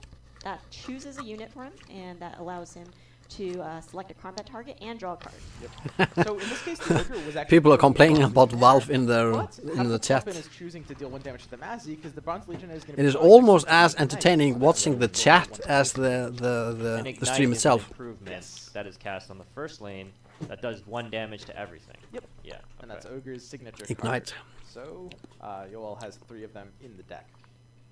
Yep, and you see in this mid lane here, the cards that Zeus has access to right now, or the blue hero in this lane, is the Better Late Than Never, which summons a melee creep into any lane, and the And One For Me, which is going to be good once we see some items coming on in the board, but it's pretty early on, and both heroes only have Zeus. That's Zeus's ability. Yes. When he casts a spell, he hits his neighbors with a piercing damage. He is one of the strongest hero in the game, in the late game. Spells cast. In this case, he casted that. He just gets stronger. There, which you can hover over here. Better late than never. And that triggered Zeus's passive ability to do 1 piercing damage to each of his neighbors. Yep, and there's going to be a lot of that because there's 2 Zeuses in Yoel's deck. Yep. He has 2 of them, so that is really powerful. So we will see them truly come into effect a bit later on in the game. Playing a lot faster, so that's why everything's kind of exciting. And Mello really needs to think ahead how he is going to play around that, if possible. Scores and the heroes and what's coming in and what's not, and that's how you follow who's winning and who's losing. Yep. You can see the mini-map, as we'll call it. These are the heroes that are currently in the fountain right now. Mini-map. Check marks mean that they're going to be deployed in the next round. Yeah, you can see that. And if it's a -1, that means it's going to be the following round after. So Yoel right now only has 1 hero on the board. 1 hero on the board. Oh, only just 1. The ogre in the that is not good. And, you always want Zeus, more of your heroes on the board. Not having a hero on the board means that you can't play a spell. So he's basically without options.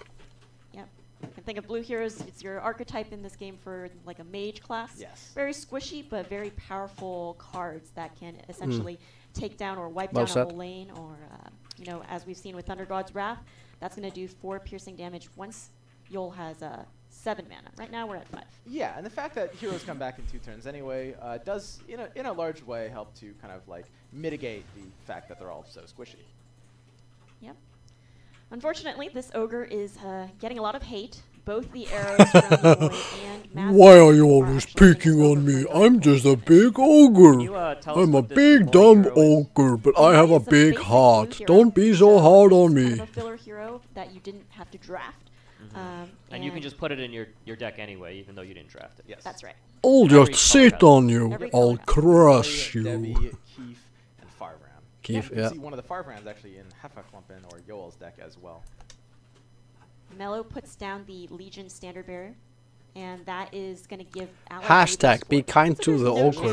This ogre is out of it. It's going to survive. But okay, we have the this cloak. represents a major threat. Next turn, now that this ogre is dead and these arrows are going forward, this tower is threatened on a lot of damage. Yep, we see if this is going to remain unblocked, that's going to be 17 damage to Yol's tower. Oh, that's a lot. One of the biggest threats here is Mello actually has Satyr Magician as well. Okay, this is even. This is totally open. Powerful drop. You might have heard Yol mention he has 2 of these in his decks as well. And basically, okay, that's also something that I need to do before the game gets launched. That is to truly immerse into the decks, the cards, and learn. There are 300 cards, I think, from the beginning, and I need to study them and learn them and get deeper into the power of the combos. Does 5 damage to each enemy across from an empty combat. There are already emerging, established, powerful combos in the game, of course. We'll see Yol intentionally not deploy very much mid to try to play for the remote detonation on this lane.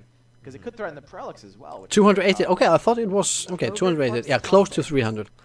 That is also one thing that made me turn off or stop playing and streaming Hearthstone. You know, in the beginning, I learned I was getting rather good at the game when the first expansion or the next expansion came, and you know, I had limited time. I couldn't, you know, use many hours each day. But I tried my best to learn about the cards and the combos for that expansion, and when I got confident with that expansion and how everything worked, the next expansion came, and it was a cycle, you know, a new 300 cards, or I don't know, 140 cards in the next expansion, and it just, you know, it was a cycle that I really didn't like. I got just tired or fatigued about it, but there's many other things about Hearthstone that I just love. I really do that. But that was a thing that made me quit if he does get the remote streaming it. He's still gonna, like you said, take that 4 extra damage from the Ogre Corpse Tosser from those 2 heroes, or 2 creeps dying. Yep. But still gonna save some more time in that mid lane. Right now, this first one being placed in front of Mazzy means this Farvin is gonna die. Oh, that's a really good drop. Okay, so is doing good. What Yol is really trying to play for is the Thunder God's Wrath. Yes. Like, he's trying to hit turn 7 and just go off, right? So if you can play a Satyr Magician now, then on turn 7... It will go off on turn 7, so that is, as Charmer told us and explained now earlier in my stream, I'll be putting out a video with our conversation, and highly informative and a good bit from him about the Thunder of Wrath. He's gonna go ahead and develop that Satyr Magician. So that's everything. When you have him, you are thinking turn 7. Everything leads up to turn 7. All he can do is try to keep his heroes out of death range here. But this Corrosive Mist that Yoel has in hand right now, he can't use it now because of the Revtil Signet Ring, but potentially next turn could represent the Thunder God's Wrath being able to kill these other heroes. So right now, who would you say is leading? It's really hard to say. Yeah. I mean, Mello has the really dominant mid lane, but I think with Yoel's hand, Mello might just lose to these like double or even triple Thunder God's Wrath. Yeah, Thunder God's Wrath. I was going to say that. It's so powerful. You'll come back kind of later on in the game. Exactly. So that's exactly right. Mello is constantly thinking about how I can play around it, or can I, you know, weaken him so badly that and with the, even with turn the 7, Thunder or of... sorry, mana 7 is going to be Yol's pretty much power curve right here. So we'll start to see, hopefully, a nice team wipe. Yep. This is going to be a big remote detonation, by the way. We're going to see this. I will be streaming for approximately 15 more minutes before I quit this stream, join my family and so on. In front of Zeus will go down. What's he thinking about? What's he thinking about? There it is, remote the little lines. And this nukes everything. Nice. And he gets the proc from Zeus, yes. Should have waited for that though, right? Well, that's what Yoel was thinking of. There's this interesting play where you can pass. Oh, down to 1. Wow. Yeah, down to 1. So down if to you're 1. Yoel, you can pass there and see if Mello plays the beast. Okay, this is interesting. And then if that happens, you take the remote detonation. That's very powerful. But if he Mello just passes, that, then yeah, exactly. You lock yourself out of the round because when both players sequentially pass, the lane ends. And that's something that good players will do. They'll oh, you mean on Discord? Something, and they'll say no. Yes, we can do that if you feel for it. You know, no pressure. PogSz, you could maybe share something about the simulations. I would like to hear some more about that. Using a deck simulator to prepare and get deeper into the game and how that has been working for you. And maybe share some thoughts about, you know, you have been discussing in place with the other beta testers. You could maybe share something about the community in general, as you are experiencing it now. Feel free to do that. I think I have... Yeah, so drop in anytime, because I will be quitting the stream in approximately 15 minutes. Mello has no healing in hand either. This kills Master right away. It kills the Beastmaster right away. Prelix is already dead in Fountain, and there's a second Thunder God's Wrath. And the Zeus proc just takes out that Jamoy. Same OMG. Now Mello can town Portal Scroll it, and presumably he'll have to after c.a.t.s refreshes the mana. Yeah. Man, there is just nothing Mello can do. Yeah, but if does he want to do that because he wants him to cast a second? He's thinking. Breath, he's right? thinking. How? What can I do? At this point in time. Yeah. Okay. So wait, are you in the? I don't even think he's gonna cast it, right? Yeah. I mean, you can play the King. I'll find it. It's interesting. Wait. You can play that anywhere. I'm trying to find you in PogSz. There you are. I think if Roach. Yoel either plays the musket or refreshes the mana, you might see Mello. Wait, I think I should be able to. Because you need hero presence. You could shoot the. Invite you. Wait. Yes. Yep, that's right. He does have to equip it first. You have so the role. Invite to server. Wait. In response, Mello will probably TP him out. Yes. Because Mello's looking very bad. If you look at the upper left, you've got 3 heroes with that -1. That means that they're out of commission for 2 full turns right now. So like no, when you wait, why am I? Yes. I could do it with Charmer. I did it. There's the TP. He's scared of that like second Thunder God. If you can write something. And he can't. Can he save the Zeus? He does have a healing salve, which will heal the Zeus up. Where are you? Are you in general? You can also play dimensional portal. Yeah, once he gets healed, you won't see the X on him anymore. That's right. Are you in chat? Maximum health is normally 7. Here we are. Wait. Because of the Red Pill Signet ring. Party guest. So his maximum health is 11 right now. Yes. So he'll heal to 10. Yeah, I have given you the role. Invite to server. Is that? No. Oh, here we are. Here we are. Wait. When so when you're playing Artifact and your opponent no longer has heroes in the lane, move to Artifact. Okay, that's interesting. Hello. Do anything, right? Yes. You are now in. So right now, I will join Artifact. Okay. Wait. Server mute. Hello? He didn't get any of hello. Yes, there we are. It's the same issues as I had with Charmer. Something in the server setup. I need to figure it out later on. Anyway, okay, welcome to the stream.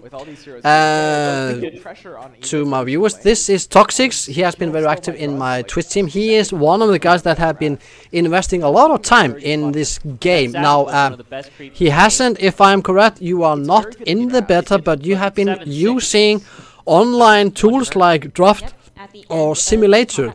How has that been working for you and making you better prepared for this game? It's been interesting because they didn't release the API before now, I think, like actually today, for like the community. So there have been kind of like a mock-up, it seems, for the draft simulators. So there's like I would say like 80% consistency between them. Okay. In terms of going from the simulation that someone has made to the actual game.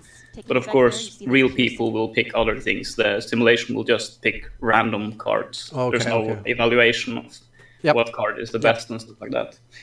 So it's been really interesting because you can kind of build what you want from it. So in those terms, it's really good. And like I said in chat, probably like 2 hours ago, it's a lot easier than real drafting because, of course, you can pick what you want, but randomly it's gonna kind of lock the cards that you can't use. Yeah.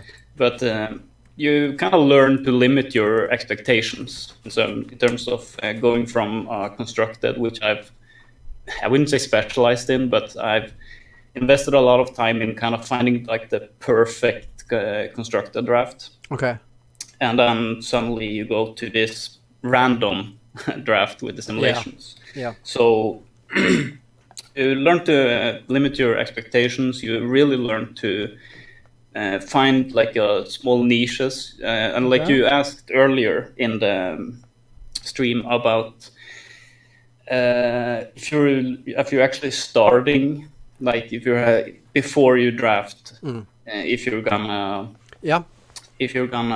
what's the word? If you have a plan already. Yeah, if you have a plan, Yes. If you have a plan, like if you're going aggressive or walling or stuff like that, or if you actually pick it, like decide as you go along. And at least for me, I have I would say there's a 50-50. Okay. I go in with the expectation that I'm either going to go very aggressive, for instance, this draft, so I avoid very sustain-based heroes to begin with. So if I see any green and long-term blue, then I kind of just like move away from it and just think, let's go for black or red, so I can at least have like a base mock-up. Sounds like I would do it like that. Yes. Yeah, exactly. So I make like a base mock-up of what my game plan is, and then I strategize around that as I go along.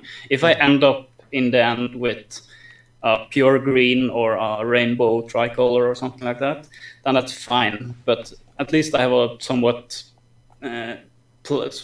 good plan to base my drafts around. Otherwise, you're kind of just nitpicking every like S card, and you can rank them how you want. But I use the S-A to F kind of tiers. To really like limit myself to what kind of strat I want to go for. Yes. So if I only pick like the best cards every time, you're really gonna get yourself in a stick situation. Yes.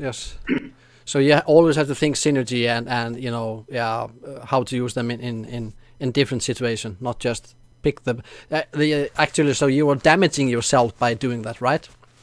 Yeah, you're really damaging yourself. Like, of course, you can be super lucky and get like the best cards every time, but that's never gonna happen in reality because someone else is gonna get like that very lucky break where they find like the perfect match and combo. It will always happen. In a real game, they actually remove that from your turn, and other times you're gonna get the full deck, and they have to take like the cards that are left over. Yeah. You have been playing or not playing? I don't know.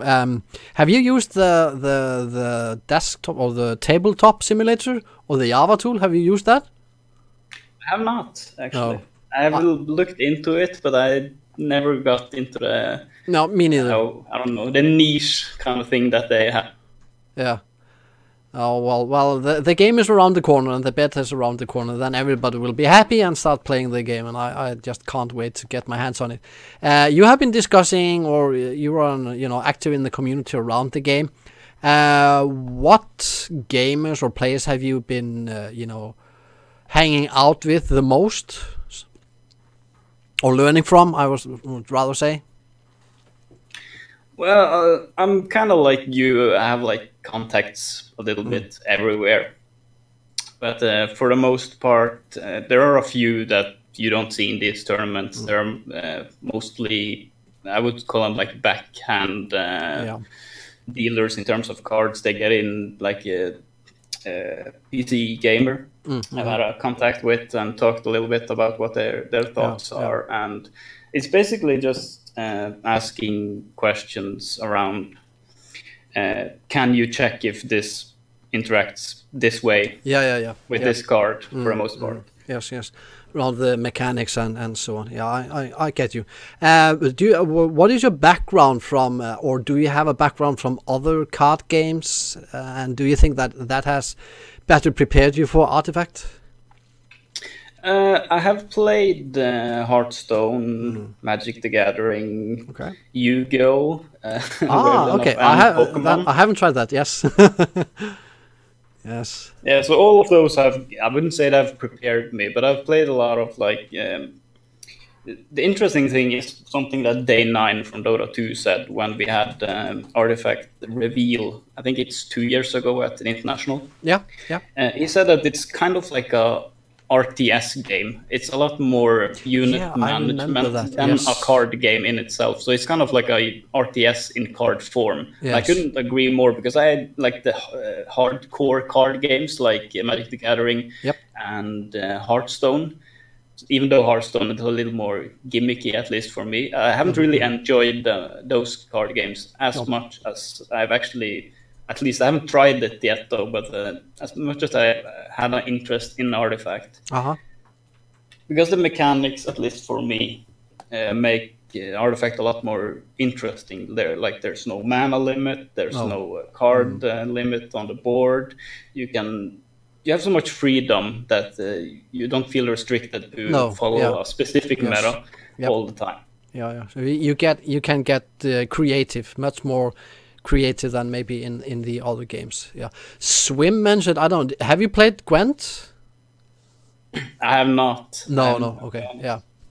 It was interesting. They were discussing, what will benefit you the most playing those games. Now we have such a short time before the game actually gets live that we can't tell people go and play that game or that game to be better prepared for Artifact. Do you think that there are some skills, general skills or abilities in just general in life that makes you or will make you a better player? Not necessarily from which other card games you have played, but character traits, mindset, or something that you would like to maybe share with people. Like good advices. I would say having a creative mind, at least for me, has helped a lot. Yeah, because something you see in a lot of professional play for a lot of games, or even like professionals in everyday life as well, is that you kind of get this limiting factor that you have to do is this specific way because it's been this way for so long. Yes. So suddenly someone sees a card game, and especially when you look around on YouTube for Hearthstone players or professionals and other card game players, and they might say Artifact isn't a good game, or they don't find it interesting because it doesn't feel that need that they have for a card game. And that's why I kind of lean towards the RTS in card form, because for me at least it's not a real card game. So being creative and kind of using those elements in from real life. Yes. Is a really good apply them. Yes.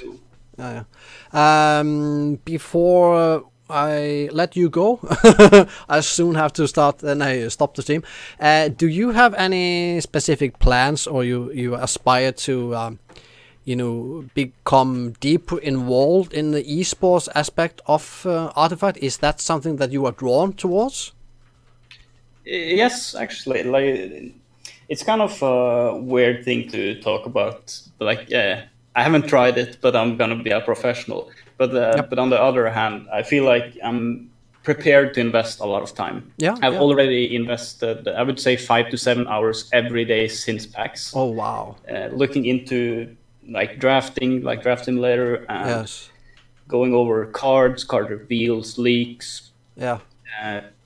I think the only difference between me and a lot of other of the bigger names out there is that I'm writing you down as my Artifact expert, the guy who knows everything that I don't know. Call PogSz.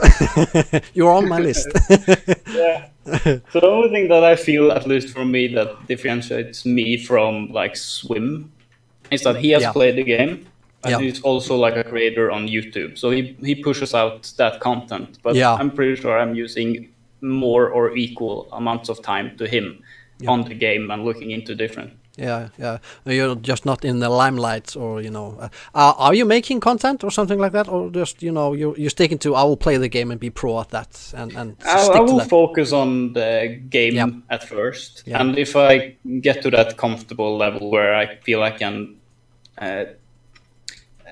automatically kind of just make decisions and know the right play without focusing too much. Maybe I'll do some streaming. I doubt I'm going to do any YouTube. Yeah, I understand. That's the hard thing, and I experienced that with Hearthstone. As a streamer, being on stream and playing the game at its best, it was impossible. So you were always playing worse than you did offline because there was so many things. You have to think about how to present the game and be talkative. Involve the viewers and so on. So you are multitasking. You get split. But when you enter the levels, when it just become a second nature, playing the game, it just becomes instinctive. Then you can be more free at just streaming and go with the flow, and so that is what we all would like and love to do. So I'm rooting for you. I would like to see you on stream. I would love to just beat Swim. I can take his place. I'm like, okay, sure. It's official. It's on the bucket list to PogSz. Beat Swim in a tournament. International tournament beating Swim. Yeah. Have you heard anything about tournaments, upcoming projects or tournaments where they will involve content creators and YouTubers like they have done with, let's say, Hearthstone? I have not. Actually. No, we will probably hear more about it. Charmer, he told us that there's something in his pipeline, so I'm looking forward to see what that is. So this. I think, or I'll just ask you, do you agree with me that, next year we will see a lot of hype, or maybe even in December, around this game and upcoming tournaments and, the game making headlines? Or do you think that this game might even flop or be a big success? What do you think? I think the game will initially have like the niche status. Yeah, okay. Where people aren't really sure what's going on, aren't really like when something gets hard to really get invested into. This is a lot like Dota 2. Yeah. Dota 2 kind of got their kickstart by already having a Dota mod for Warcraft 3. So you kind of had like you forced the niche to become something greater because there were already a lot of like pre-existing players for that game. Yeah. Of course, the $1 million tournament that happened in Dota 2 also pushed that, well, maybe I can check it out mentality people had. And now that we already know that Artifact is going to have a $1 million tournament in February, March, yes. I think so, yes. Then people might actually like invest a little bit of time into it, and that's the point where you can really get the hype going. Because people see, it's not that hard after all. No, you just have to. It's a bit steeper learning curve, but once you learn it, it's very enjoyable. I think Valve needs to do a Drake to pull a Drake. Like with Drake and Ninja, once Drake started to play Fortnite together with Ninja, the Fortnite was really popular before, but once Drake entered the scene and played together with Ninja, it just exploded. Then everybody wanted to follow it and start playing it. So if they can pull in big celebrities into this like they had done before, then maybe this could even be, really, really big. But I think I agree with it. This is more kind of a niche, at least for the moment. But maybe who knows how this will evolve. It will be interesting to see how Valve will market and promote this game. So I'm looking forward to what they have up in the sleeves. Final question. It's maybe a stupid question, but there is a conspiracy theory out there.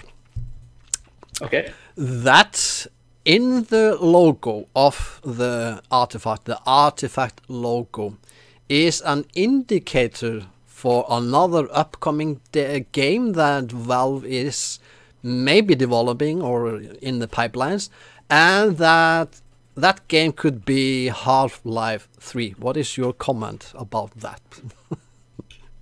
It's kind of hard to say. I feel like Gabe Newell has memed enough about Half-Life 3 that it's kind of like you're not really sure anymore. No, it's getting old.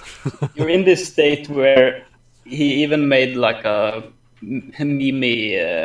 really like meme voice pack for Dota 2 where he couldn't say the number 3. So yeah. Yeah, okay, I didn't know that. Yes, yeah. No, I haven't tried Dota. I tried it once, but I gave up on it. I must admit that. But I'm getting more into the Dota lore. So yeah. I think the voice line was more than 2, but less than 4. Yeah. No, I love things like that, Easter eggs and things like that. That it makes the whole thing just more enjoyable. You know, gaming and streaming and everything like that. It's in the end, it is all about having fun. If you can't have fun doing whatever you're doing, then go and do something else. So yeah, that is my philosophy. Okay, PogSz, thank you for joining the stream, and I wish. We will hang out again. I feel sure about that, and I will call you when I need an insight into combos and so on, because I have a lot to learn about this game. I really have. I have to pick up now and use the next week to dig deeper into that. So I'm looking forward to that. Okay, I'll just say goodbye to my viewers now, and then yes. Yeah, okay, so see you again later, PogSz. Thank you. Yeah. Okay, yeah, okay. Bye-bye. Bye. Yeah, okay, thank you. Now, okay, let's see. I will just have the voice or the sound off now in the background. Now, as I said to you in the beginning, this is just like a stream party, a chill stream where we were watching and having fun with the Beyond the Summit preview tournament stream. I was privileged to have both Charmer as a guest on my stream.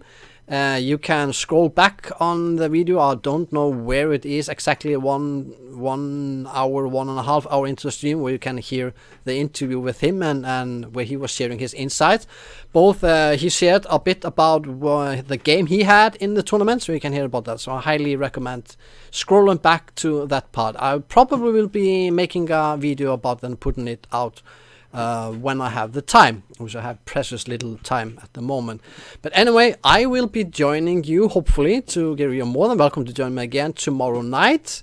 I will be starting a bit later than I did tonight because I'm away, but I will continue to follow this stream somewhat. They will be playing this stream for I don't know how many hours now, maybe 3 or 4 more hours, I think. How long have I been streaming now? I have been streaming now for 3. Oh, it's almost 4 hours. Yes. Okay, a long stream. But anyway, so I will be stopping my stream now. But I encourage you to follow my stream tomorrow. Feel free to press that subscribe, follow, or join button, or whatever it is on your screen. I know that you are watching this from many different platforms. I highly appreciate every one of you that follow the stream and help me build up this channel and make more of this content. Also, feel free to visit my website, PogSz.com, and you can browse around and see what I am doing as a content creator there. Also, a big shout out and a thank you to Beyond the Summit team for allowing me to stream this. And I actually look forward to make more content and stream this game and contribute to the Artifact community. The community around this game is excellent, and I highly recommend you to get involved into this game. Maybe it is a bit complex, but it is with many other great things in life, like a good film or a good book. It may take some time to get into it, but once you are into it, a new world, a great world opens up for you. So I think that is the difference between quick fast food and gourmet fast food. Can be quick, but you forget it rather quickly. But when you get into a really good restaurant and you taste something that is like art, that is something that you remember for all of your life. Trust me, I know what I'm talking about. So give this game a chance, give it some time, and you will enjoy it and enjoy the depths and the layer of this game. That I am sure about. Okay, we have one here guest that is entering the stream when I am about to quit. Okay.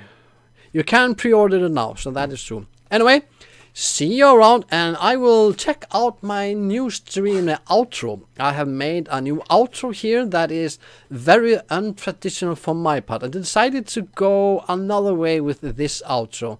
I'll just go out into my outro here. Yes, you can hear me. I decided now after this stream I will go to the beach and just relax. So feel the vibes and let the PogSz emblem, the PogSz logo lead you into a trance, lead you into a quiet, relaxing moments. See you again in my next stream tomorrow night at similar time. Bye bye, take care and have a really good Saturday night.